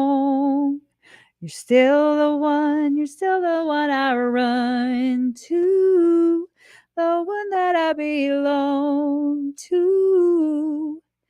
Still the one I want for life. Ain't nothing better. We beat the odds together. I'm glad we didn't say it. Pizza. Pizza. Okay. I got to put this on so that I can calm all of my senses down. I'm now overstimulated. So now that I'm overstimulated, 3 of staves. He's working it right there. Practical knowledge, business acumen, enterprise, negotiations, trade, commerce.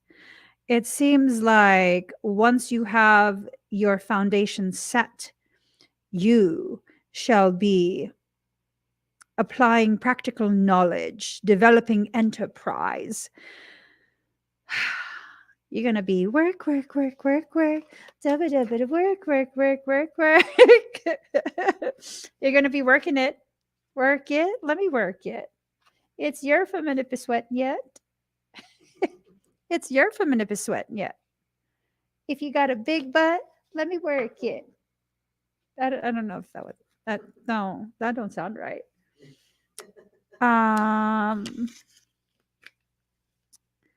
Okay. 10 of staves in reverse. Difficulties, intrigues. Ooh, a traitor, deceiver. Some losses will occur. Okay.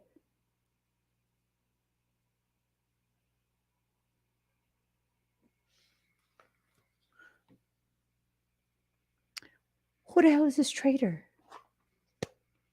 Let's see.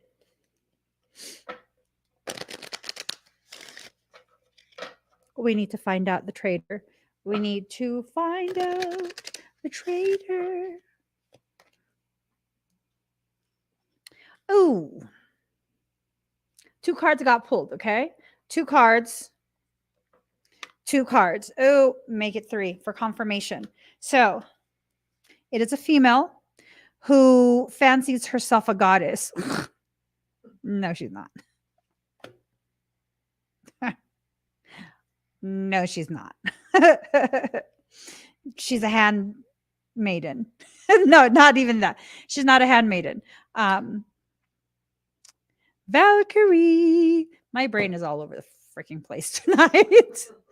It's someone who keeps watching you in your natural element and they're just so jealous of you. So super duper jealous of you. I think you already know who it is. I have my suspicions. Okay. This is someone who comes from your homeland, from your foundation. They're trying to wiggle their way into your foundation like a blind ass mole. They are just digging. Tell that hoe to put her shovel away. There is no dirt to dig onto you. Woo! Let me. Okay. I'm riled up. I'm riled up. I'm riled up. We just gonna breathe this out. Just walk it out. Just walk it out. Let's do 3 visas. 3 wusas.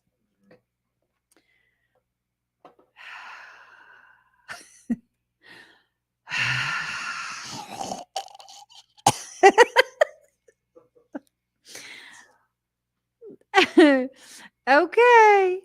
Okay. So your third card. Third card. Mm-hmm. Mm-hmm.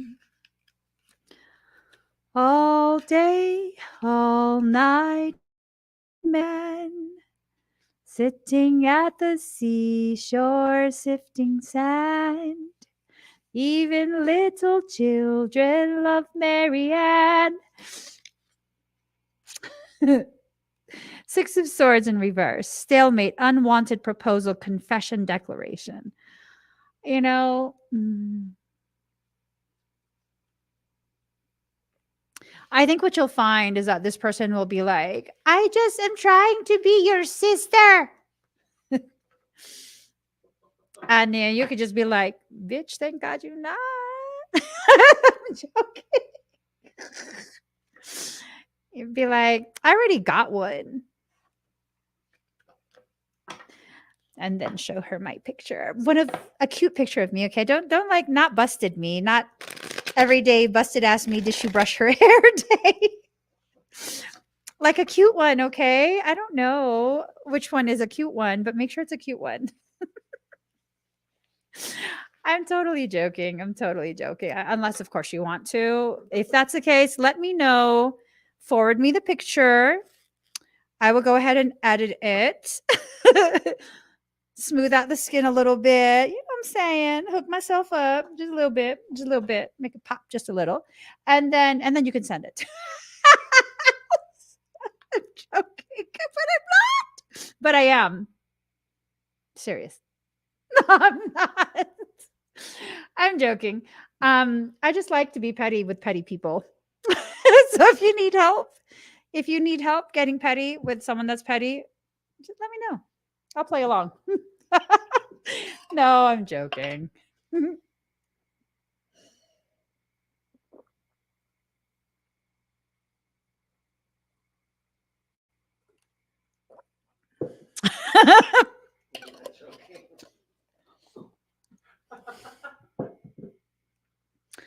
I'm saying it's all good.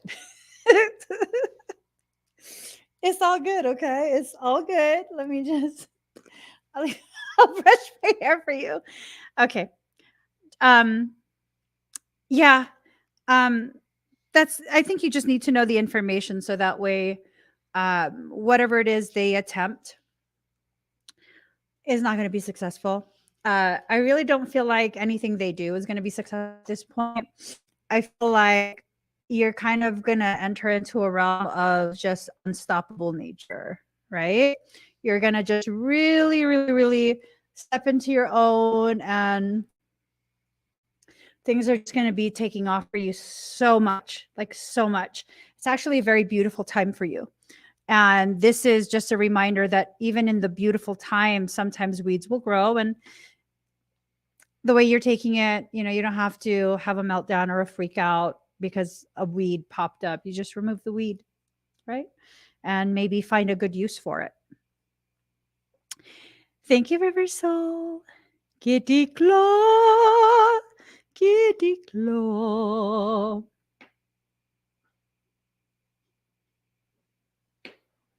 Kitty claw, kitty claw. Meow meow.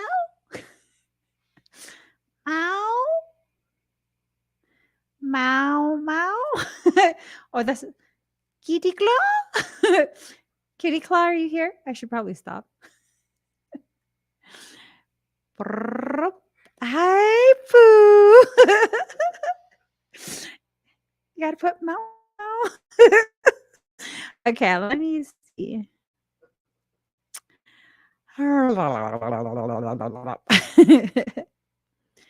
Lead me on, girl, if you must. Take my heart and my love. Take of me all that you want. Hey, did you send a question?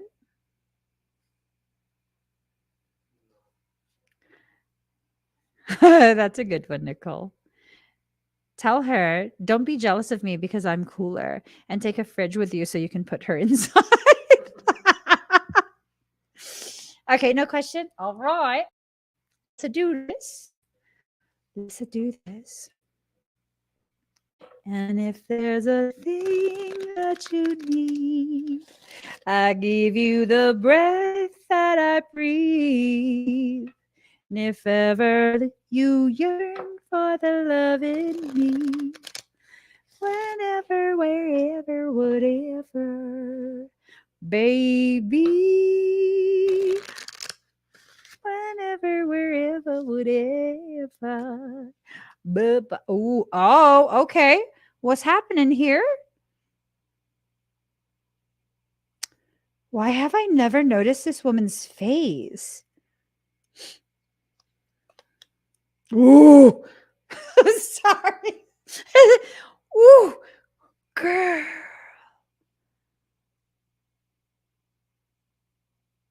You just let me know what time we gonna ride because this looks like she's about to fuck it up. Fuck it up. For real. Kitty claw. What's happening? So look, protection. And then as if that wasn't enough, it's like boom, power.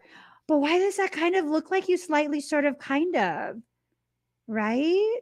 You take out the hat and that kind of sort of looks like you.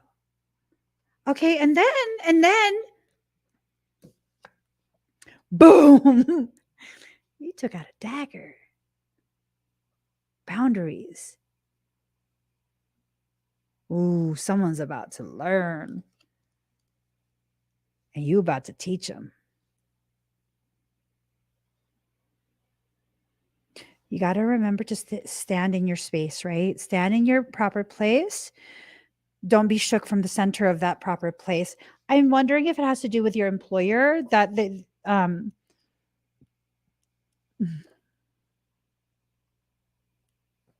it's almost a sense of someone in management might overstep some boundaries a little bit because maybe they've seen you strictly as just like super nice so far, and you are very nice. You're a very sweet person, very, very kind, very sweet. But you're also badass.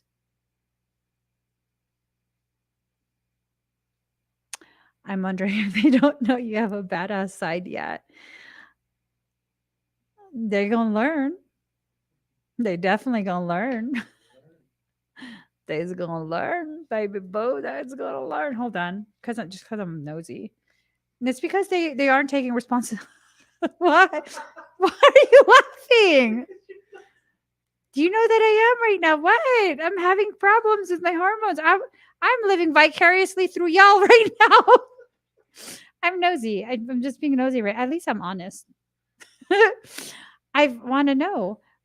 So it's because someone doesn't want to take responsibility. I think they're going to try and blame you for something.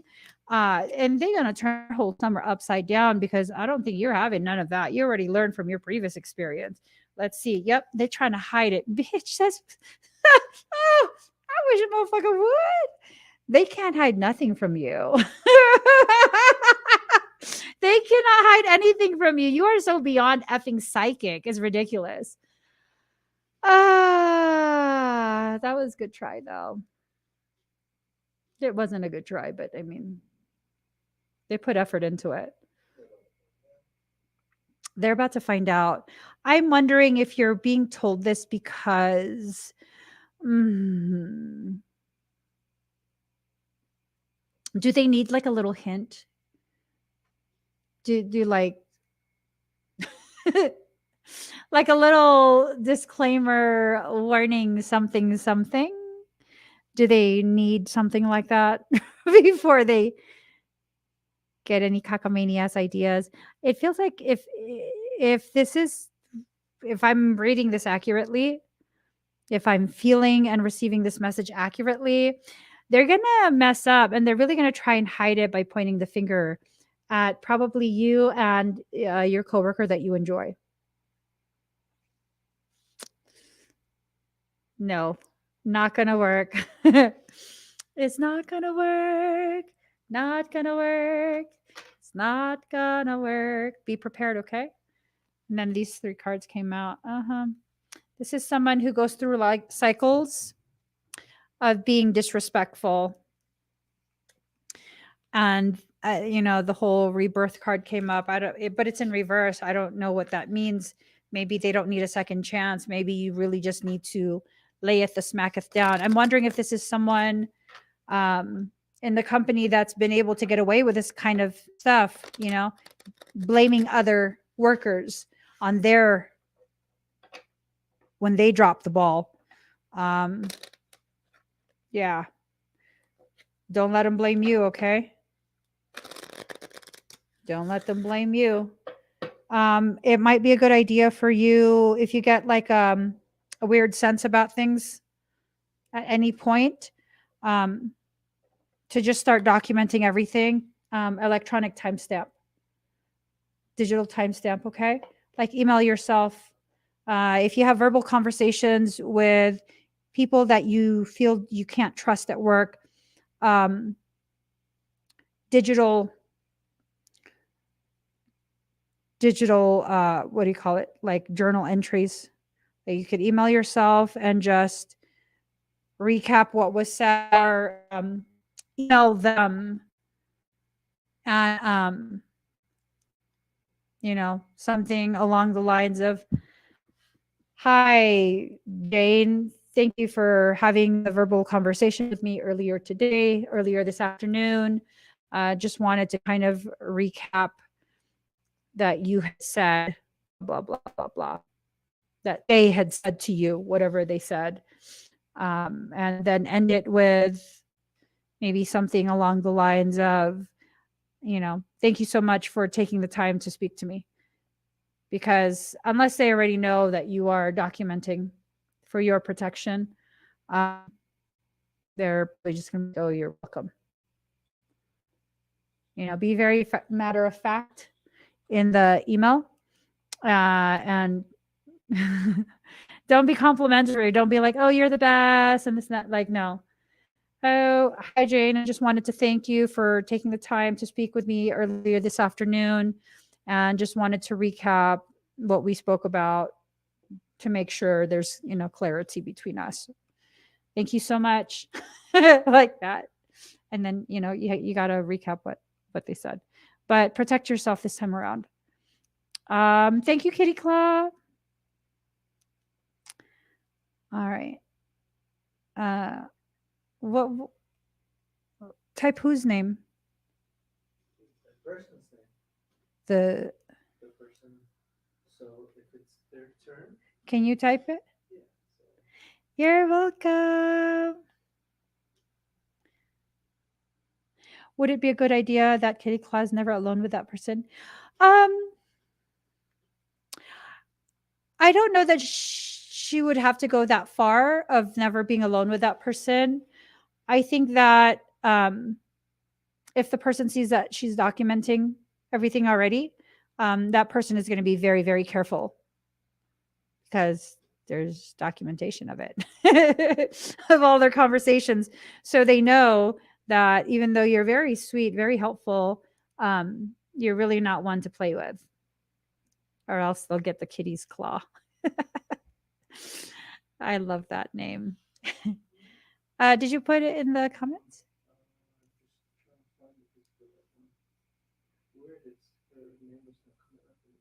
Okay. I'm just typing it already. I'm copying and pasting. The Psychic Quarter. Bum, ba, da, bum.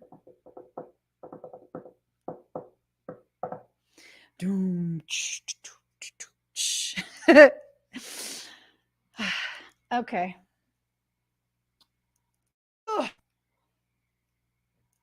Let's just get a little pumped. Get a little pumped. get a little pumped.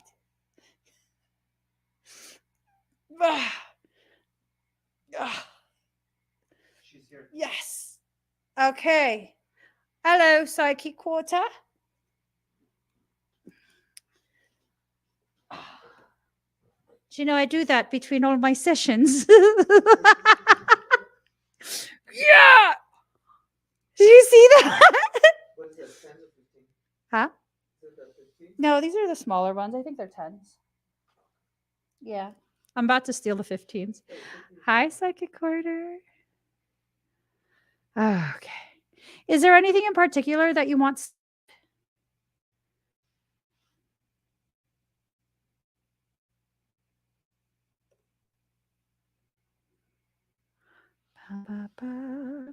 But did you see that?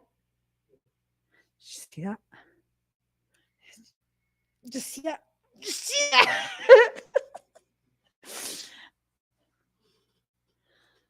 La la la. La la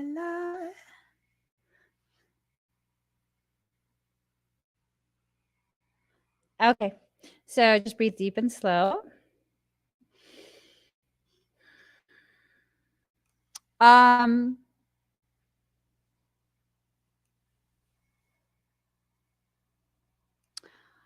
Do you dabble? Do you dabble a little bit?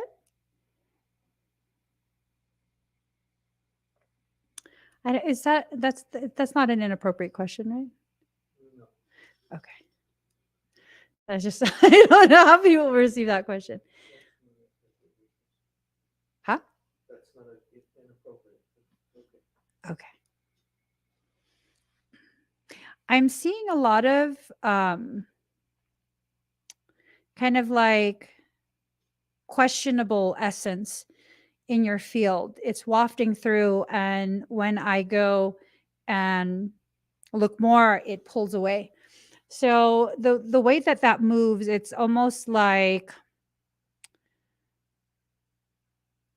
trying to entice.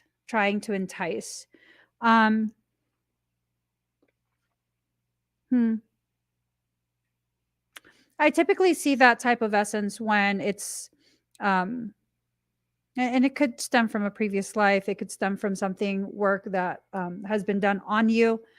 But typically it's when someone dabbles in certain types of practices that are on the darker side. It's not necessarily a bad thing. The way this moves through your field, I don't feel like it's a positive thing.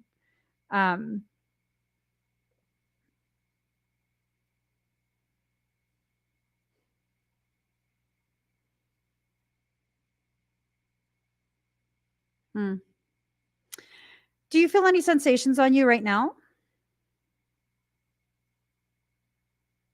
Oh, your family does. So that might be like something protective, because it feels dark.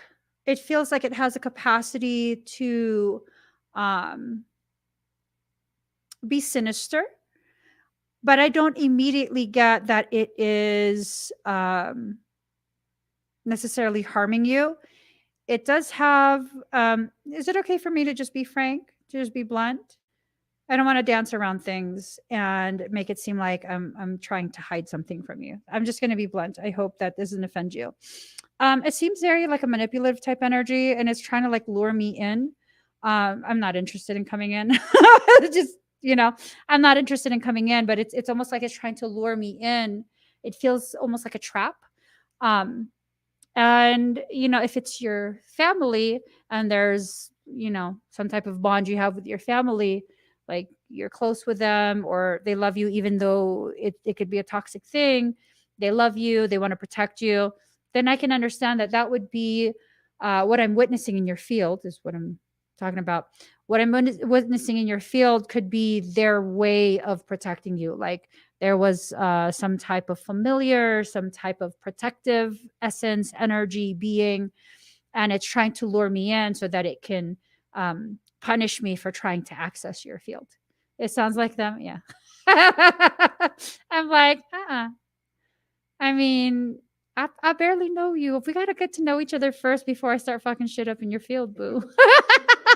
I'm just saying.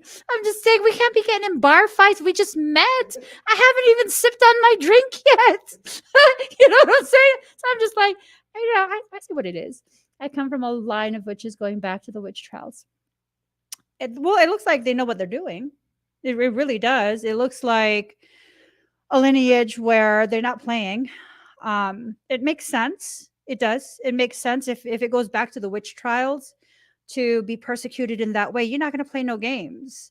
If someone's trying to access your field, the field of one of your loved ones, I would do the same shit. I'm saying I would do the same stuff. You know, like don't be trying to look at my child. Don't be trying to look at my grandchild. You know, so I get it.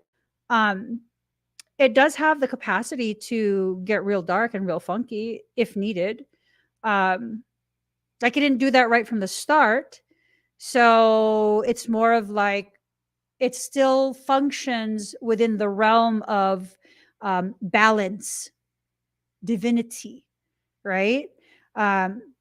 Basically, whatever this program that's running in your field, it's still within the laws that divine beings have to live within. It's called the rules of engagement. If you engage me, I have the right to do whatever I want as a result of you engaging me. You're going to get what you're going to get, right? I could be heavy-handed. I'm still within my right. I could be just warning you, still within my right. So it's like that. But it's manipulative to be like, come closer. Come closer. Sparkle, sprinkle. Come closer. I'm like, no. Why would I come closer? That's your space. You know, that's the manipulative part where, but at the same time, I do get it. If that's the history of your ancestors, you can trace it back to the witch trials. You have to be very, very protective of your own. I get it. So long story short, you got some good protection. I like it. I like it. Let me go ahead and just.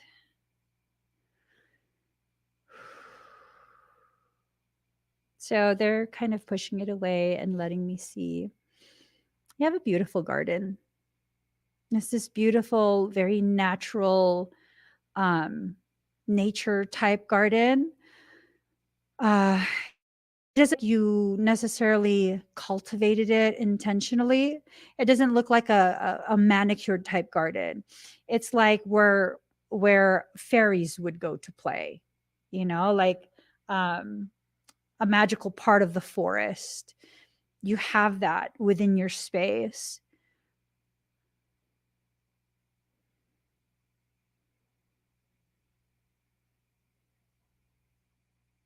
So, do you talk about your ancestors a lot to other people? There is like a smoke screen from one hip to the other, all the way across. And it reads to me like it's important that you don't disclose too much information about your family. The ancestors, they don't like that too much. Okay. You could be somewhat vague, like how you put I come from a line of witches going back to the witch trials. We don't know which one. Right? That does identify you as part of a magical line, but you have to be careful who you're revealing your identity to. There's power in anonymity. There is tremendous power in the unknown. And once people begin, the wrong people begin to hear, like how you shared, you come from that lineage, they'll start to use you as a barometer that they will test their power on. It's like inviting trouble, you know? So it's not that you have to hide your lineage, it's that you have to kind of, you know, be mindful of who you share it with. You have such a huge heart too. You're such a lover. It's beautiful. You're such a lover. I love that. You're so gentle with living things. But there is this part of you that you could be formidable if approached from the wrong angle, put in the wrong type of situations. You definitely could be formidable. You need to cultivate that power. You have the power in your bloodline, but it does still need to be cultivated. It's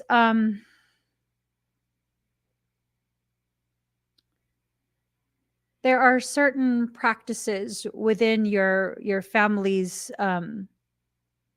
I guess culture that will help to activate certain portions of your how would I put it, your hydroplasma. It's a component of your blood, the magical part of your blood. It activates it, certain types of practices. And these are practices that you have to do over and over and over. It's not necessarily ritual, it's like day-to-day practice, and learning more intensely about the history, the different types of things that your family does for health, for wellness, for abundance, that type of thing. It will help to jumpstart that. It's only partially active right now. If you were to go ahead and really dive into your family's practice, it would really jumpstart it and get it full flowing, and you'd be able to help people. I would not recommend you offering services to bind, hex, curse, anything like that. Um, you don't want to create a void for your bloodline to fall. I don't know if that makes sense. Even if it's been done in the past, to help others, it you're like a what is it? A Horcrux? Let me see. I'm going Harry Potter on you. Horcrux. Horcrux was an object in which a dark wizard or witch had hidden a fragment of his or her soul in order to become immortal. As long as the object, okay, hold that. Maybe that's not it. Okay. Okay. Storing parts of our memories inside. Okay. Yeah. So you're kind of like the vessel, right? You're the Horcrux. And you're the vessel that contains the largest component of that magical way from your entire bloodline. It's not uncommon for that member, that specific member of the family, to find me. It's usually that member that finds me. And so there's a lot of wounds also stored within your bloodline, right? Because of the things, the history, a lot of the persecution, punishment, all of that, having to hide your identity, having to, live in fear. That creates a lot of miasmic distortions within the ancestral field. And so you're supposed to be the one to begin the healing process. So being able to reveal your family's power and the way that power can kind of help to benefit humanity, benefit others in the most balanced way, honoring nature, nurturing, all of that. You have the capacity to do that. How you will do that, I'm not sure. I don't think you've decided yet. I think what's happened is you've been nudged here, nudged there, nudged over there, and then a little bit over there to kind of, get you curious. And now I think after hearing all this, you're going to be more than just curious. You're going to be deciding how committed you are to develop what needs to be developed. I think the type of practice that your family practices, it's not like Harry Potter stuff though. But Harry Potter is a good storyline. Wingardium Leviosa. You know what I'm saying? Okay. So yeah, things will try and corrupt you. I got to be very blunt with you. when you start to tap into that, you're going to start to emit a light frequency that will draw a lot of darkness to you. You got to be very solid within yourself and what your objectives are before you even start that. Because if you don't work on your internal wounds before you begin that, you will fall to it. You will be the one to corrupt the entire bloodline.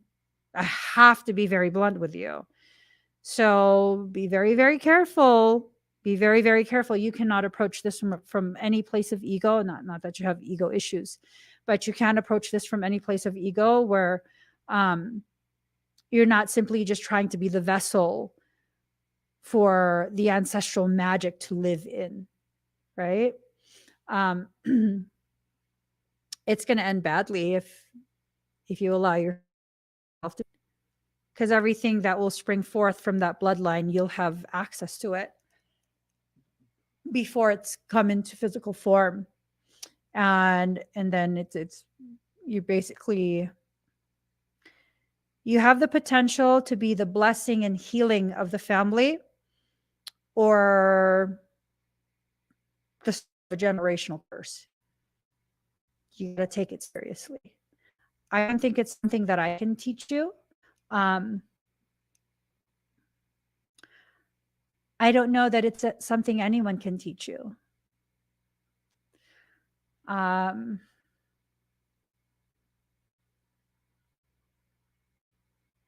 think you can learn a lot, but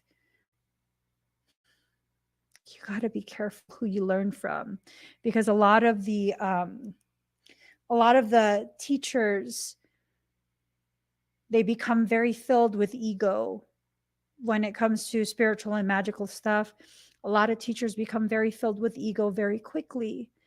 It's hard to not, succumb to that type of thing when you have awareness of how advanced you are in comparison to others. It's very difficult. So got to be very careful. Everything comes from intuition for me. It's like a known thing I'm remembering. Yes. But you will have others who will trigger the return of those memories. So those are the ones that I'm considering a teacher. They'll serve as a trigger for you to remember things. Even that, even though they're just serving as a trigger, you have to be careful, because again, a lot of those type of people, not all, but a lot of those type of people will have been corrupted through their own ego. And if that's the kind of person that you come across and you're in a space of learning with them, it could be a thing where they have something parasitic, and now it's like the parasitic thing is lusting after you. It helps that you're not really afraid of the subject matter. That helps a lot. But again, a lot of dark things are going to be drawn to you. Okay. So you have to approach this with extreme caution, especially if you're going to work with someone else. Very, very careful. Okay. There's going to be a lot of things that try and corrupt you, just so you know. All right. Thank you, Psychic Quarter. Firefly. Yeah. I mean, don't stop yourself from the process, but definitely listen to your intuition. Be careful what type of information you share with others about your family, about yourself. Okay. We ready for Firefly? Ooh, 233. Oh, hi, Firefly. 233, right now. Hi, Firefly. Okay. So breathe deep and slow.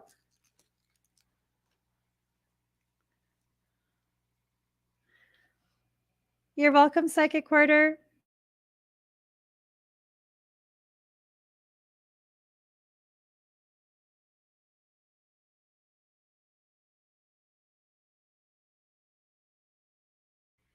What? What? Let me just get a song. Sorry.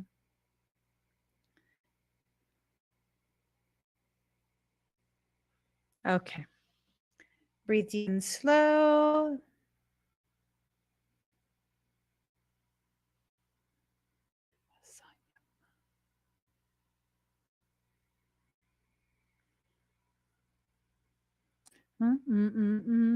Okay.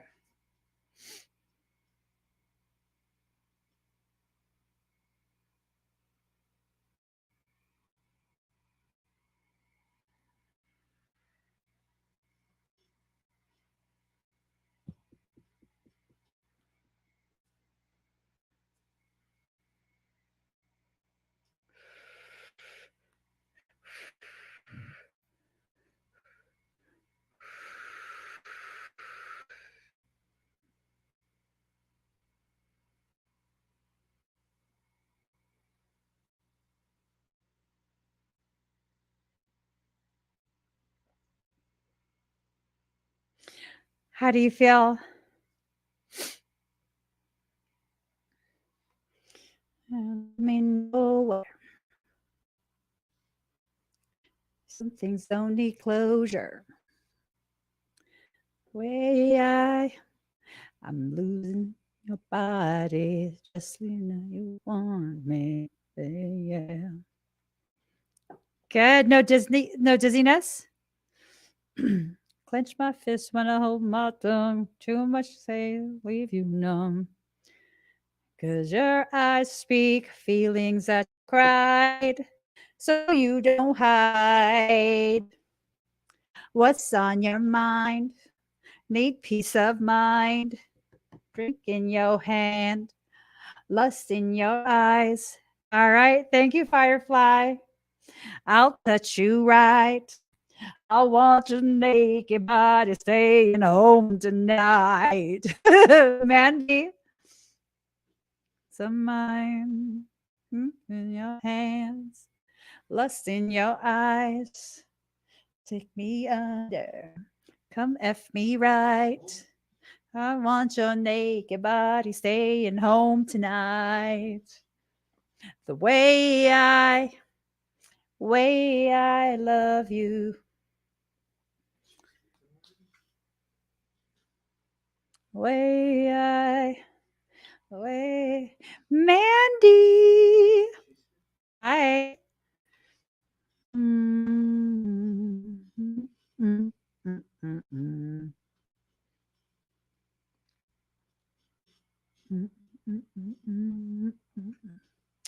All right. Ready? Hi. Oh. All right. Breathe deep and slow. I believe there's no one in your place.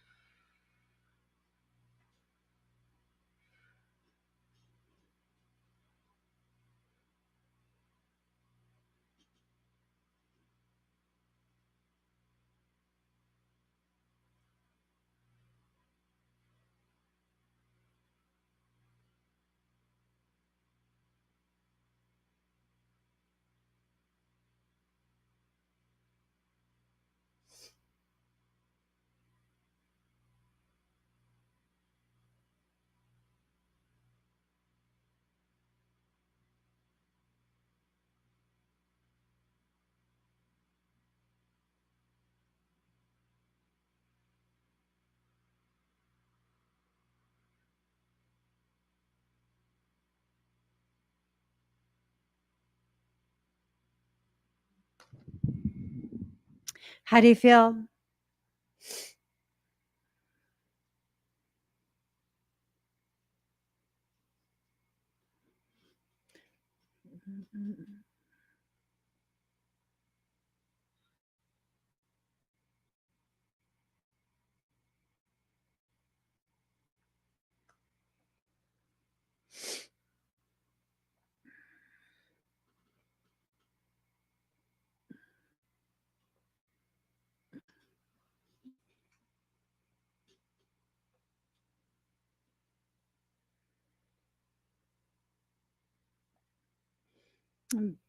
Because you felt me working on someone else.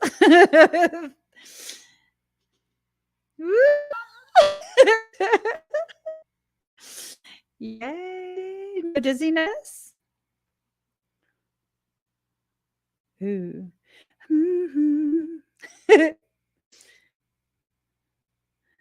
Neutral. Okay. Awesome. I smell the coffee. Your touch. Empty the edge. When you're awfully quiet. Okay. Love it. Thank you. Oh, Mandy, you might get some emotional spikes over the next few days. You have a lot of miasma rising to the surface. It should be clearing pretty readily, but you might experience emotional rawness. Okay, so definitely be prepared for that. Makes you nervous, but I promise you it's worth it. Okay, Michelle.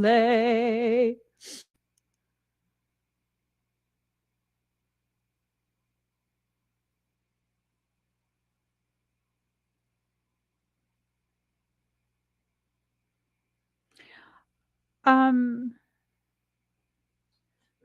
did the message like truncate? Is there a question?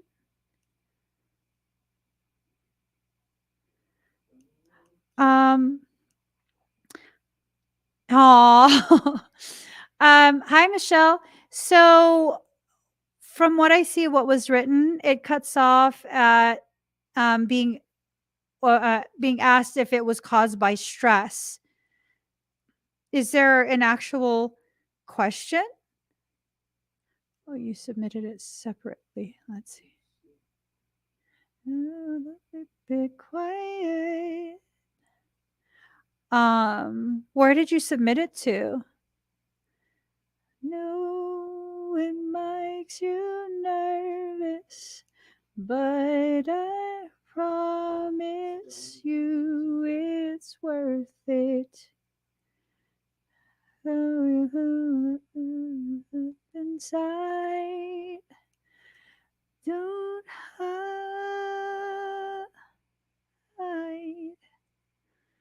Yeah, I don't see it anywhere.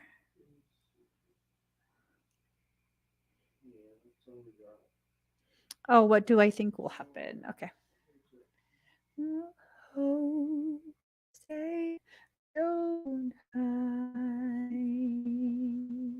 away.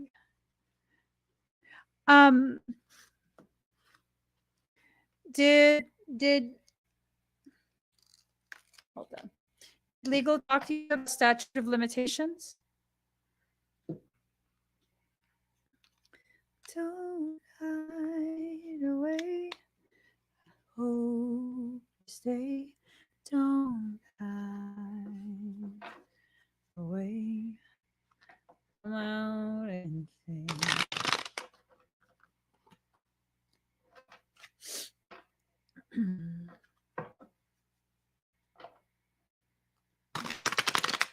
Okay. And you have all of the documentation, right? There's no missing pieces.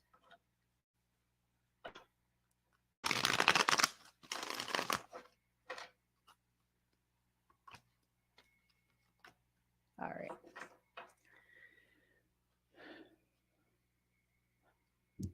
Okay. For some reason, statute of limitations, just the term, the concept of statute of limitations pops up. I don't know. I don't know I don't know which component might be approaching the statute of limitations and you might miss that opportunity. Okay. But that pops into my head immediately. So let's see.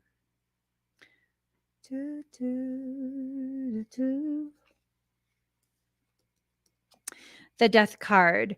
Transformation, clearing away the old to make way for the new, unexpected change, alteration, the ending of a familiar situation, financial loss, beginning of a new era. So you're at the cusp of losing an opportunity, a legal opportunity. Okay. You got to hurry up with that.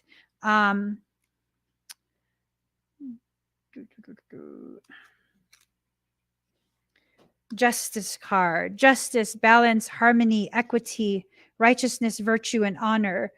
If you can get this, you know, if you can get all of this kind of in there, then you might have an actual chance. You might. It's just a matter of you being able to really focus, though, because if you have a lot of things going on in life and you allow those things to cause you to delay and delay and delay, you know, it's hard. And it's this thing of you might have a better chance with filing the medical rather than the wrongful termination case. Obviously, you got to talk to your lawyers, but it might be more cut and dry with the medical portion. I don't know. It's hard to say. It's hard to say because for this I was feeling this had to do with the wrongful termination. Is it a large company, like a corporation, like a large corporation with HR? Or is it a smaller company? If it's a large corporation, unless you have like just solid evidence upon evidence upon evidence, they'll find a way. You know, they pay lawyers a lot of money to protect company assets, right? It's smaller. Okay.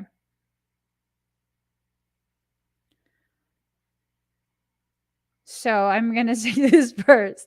I don't know why I'm saying this. I feel like the medical is the way to go, but I don't know why. I'm not a lawyer, so I don't even know what state you're in. Be careful.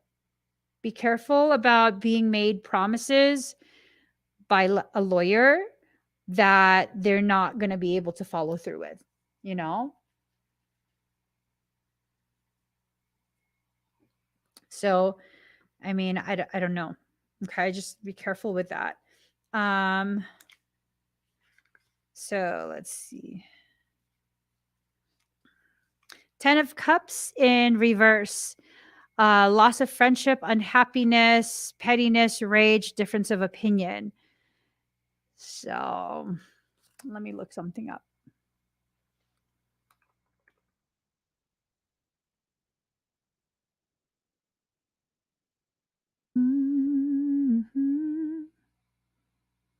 Misaligned values. Yeah. How do you feel about your lawyer? Okay.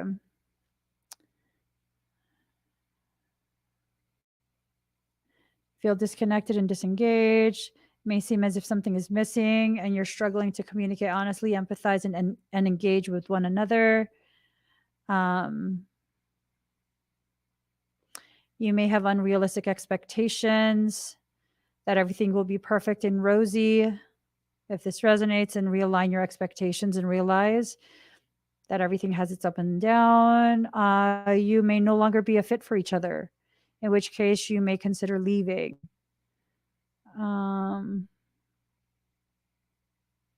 Let's see. Misalignment of personal values. You're allowing others to decide what will and will not make you happy when you know you should determine that for yourself.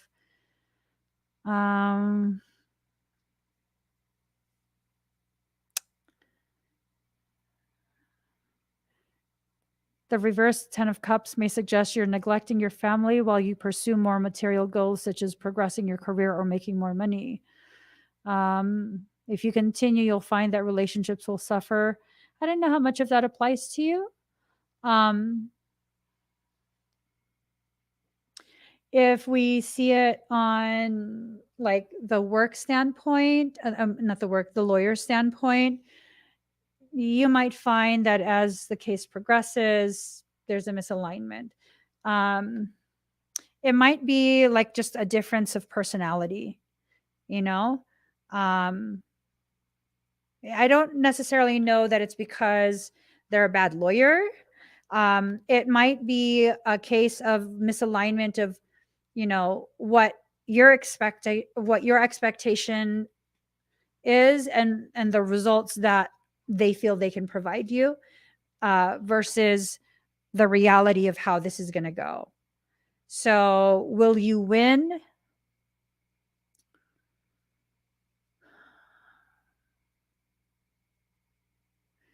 There's a greater potentiality of not winning than there is of winning, but it's still up in the air. There's no definitive yes or definitive no. It's how you handle everything from this point moving forward that's going to solidify.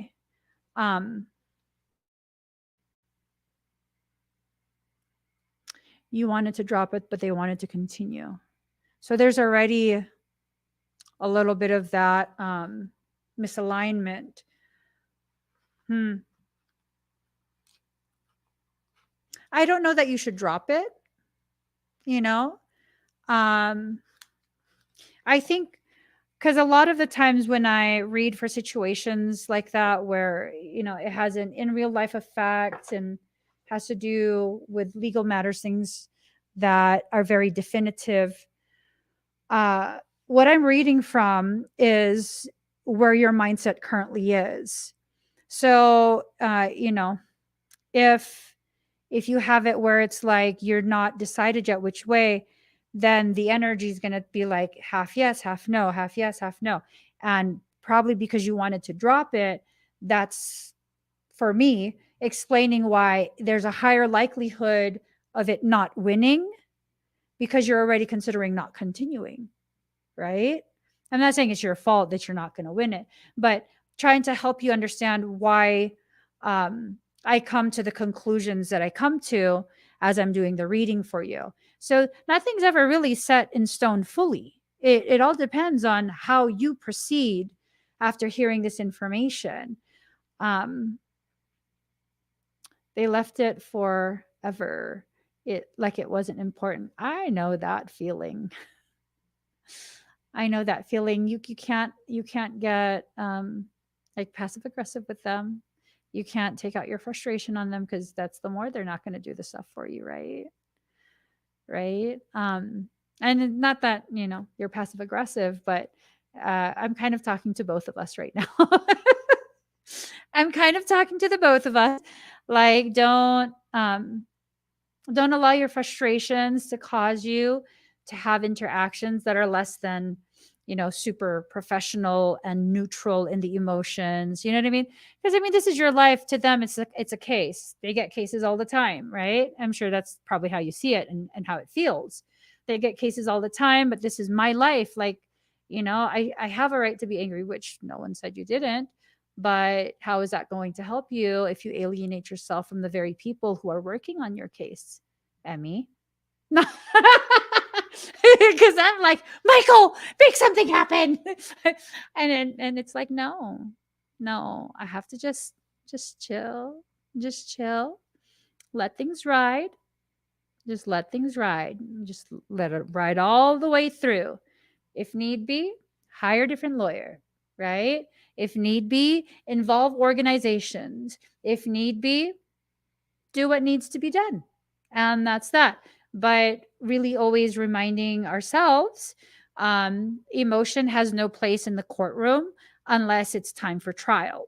If it's time for trial, then I'm not saying pull an Amber Heard. I'm saying don't stuff down emotions and explain things in a monotonous way that has devastated your life. If it's something that's emotional, it's emotional.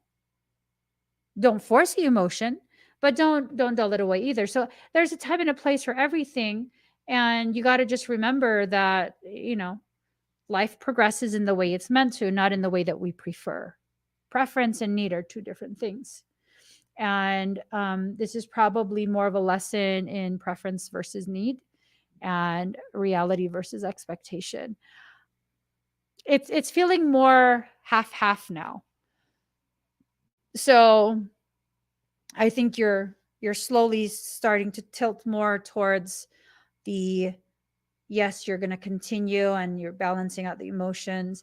I know my PTSD is raging lately because like I want it to be done. I want it to be done. I want to move forward with my life. I want it to be done. But that's just not how it works, right? It's just not how it works. So, yeah.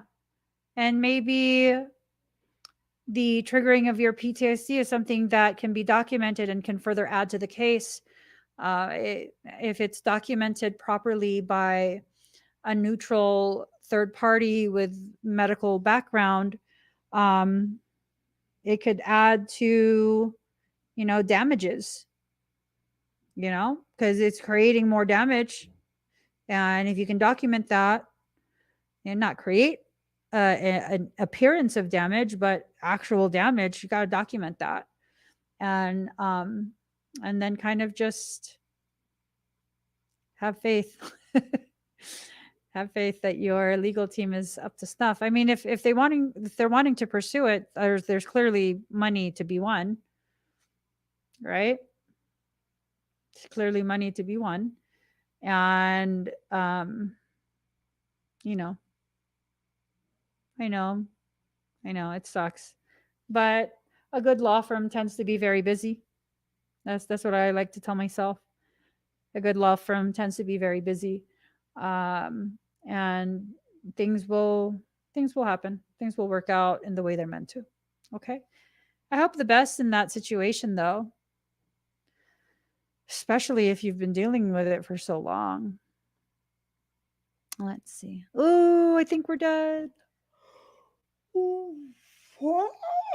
Okay.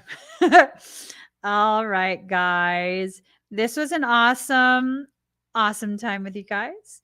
I hope you had fun as well. I will see you again very soon. Please give this video a thumbs up. If you haven't already subscribed, please do subscribe. Turn on that notification bell. Join me when I'm live. Bye, everyone.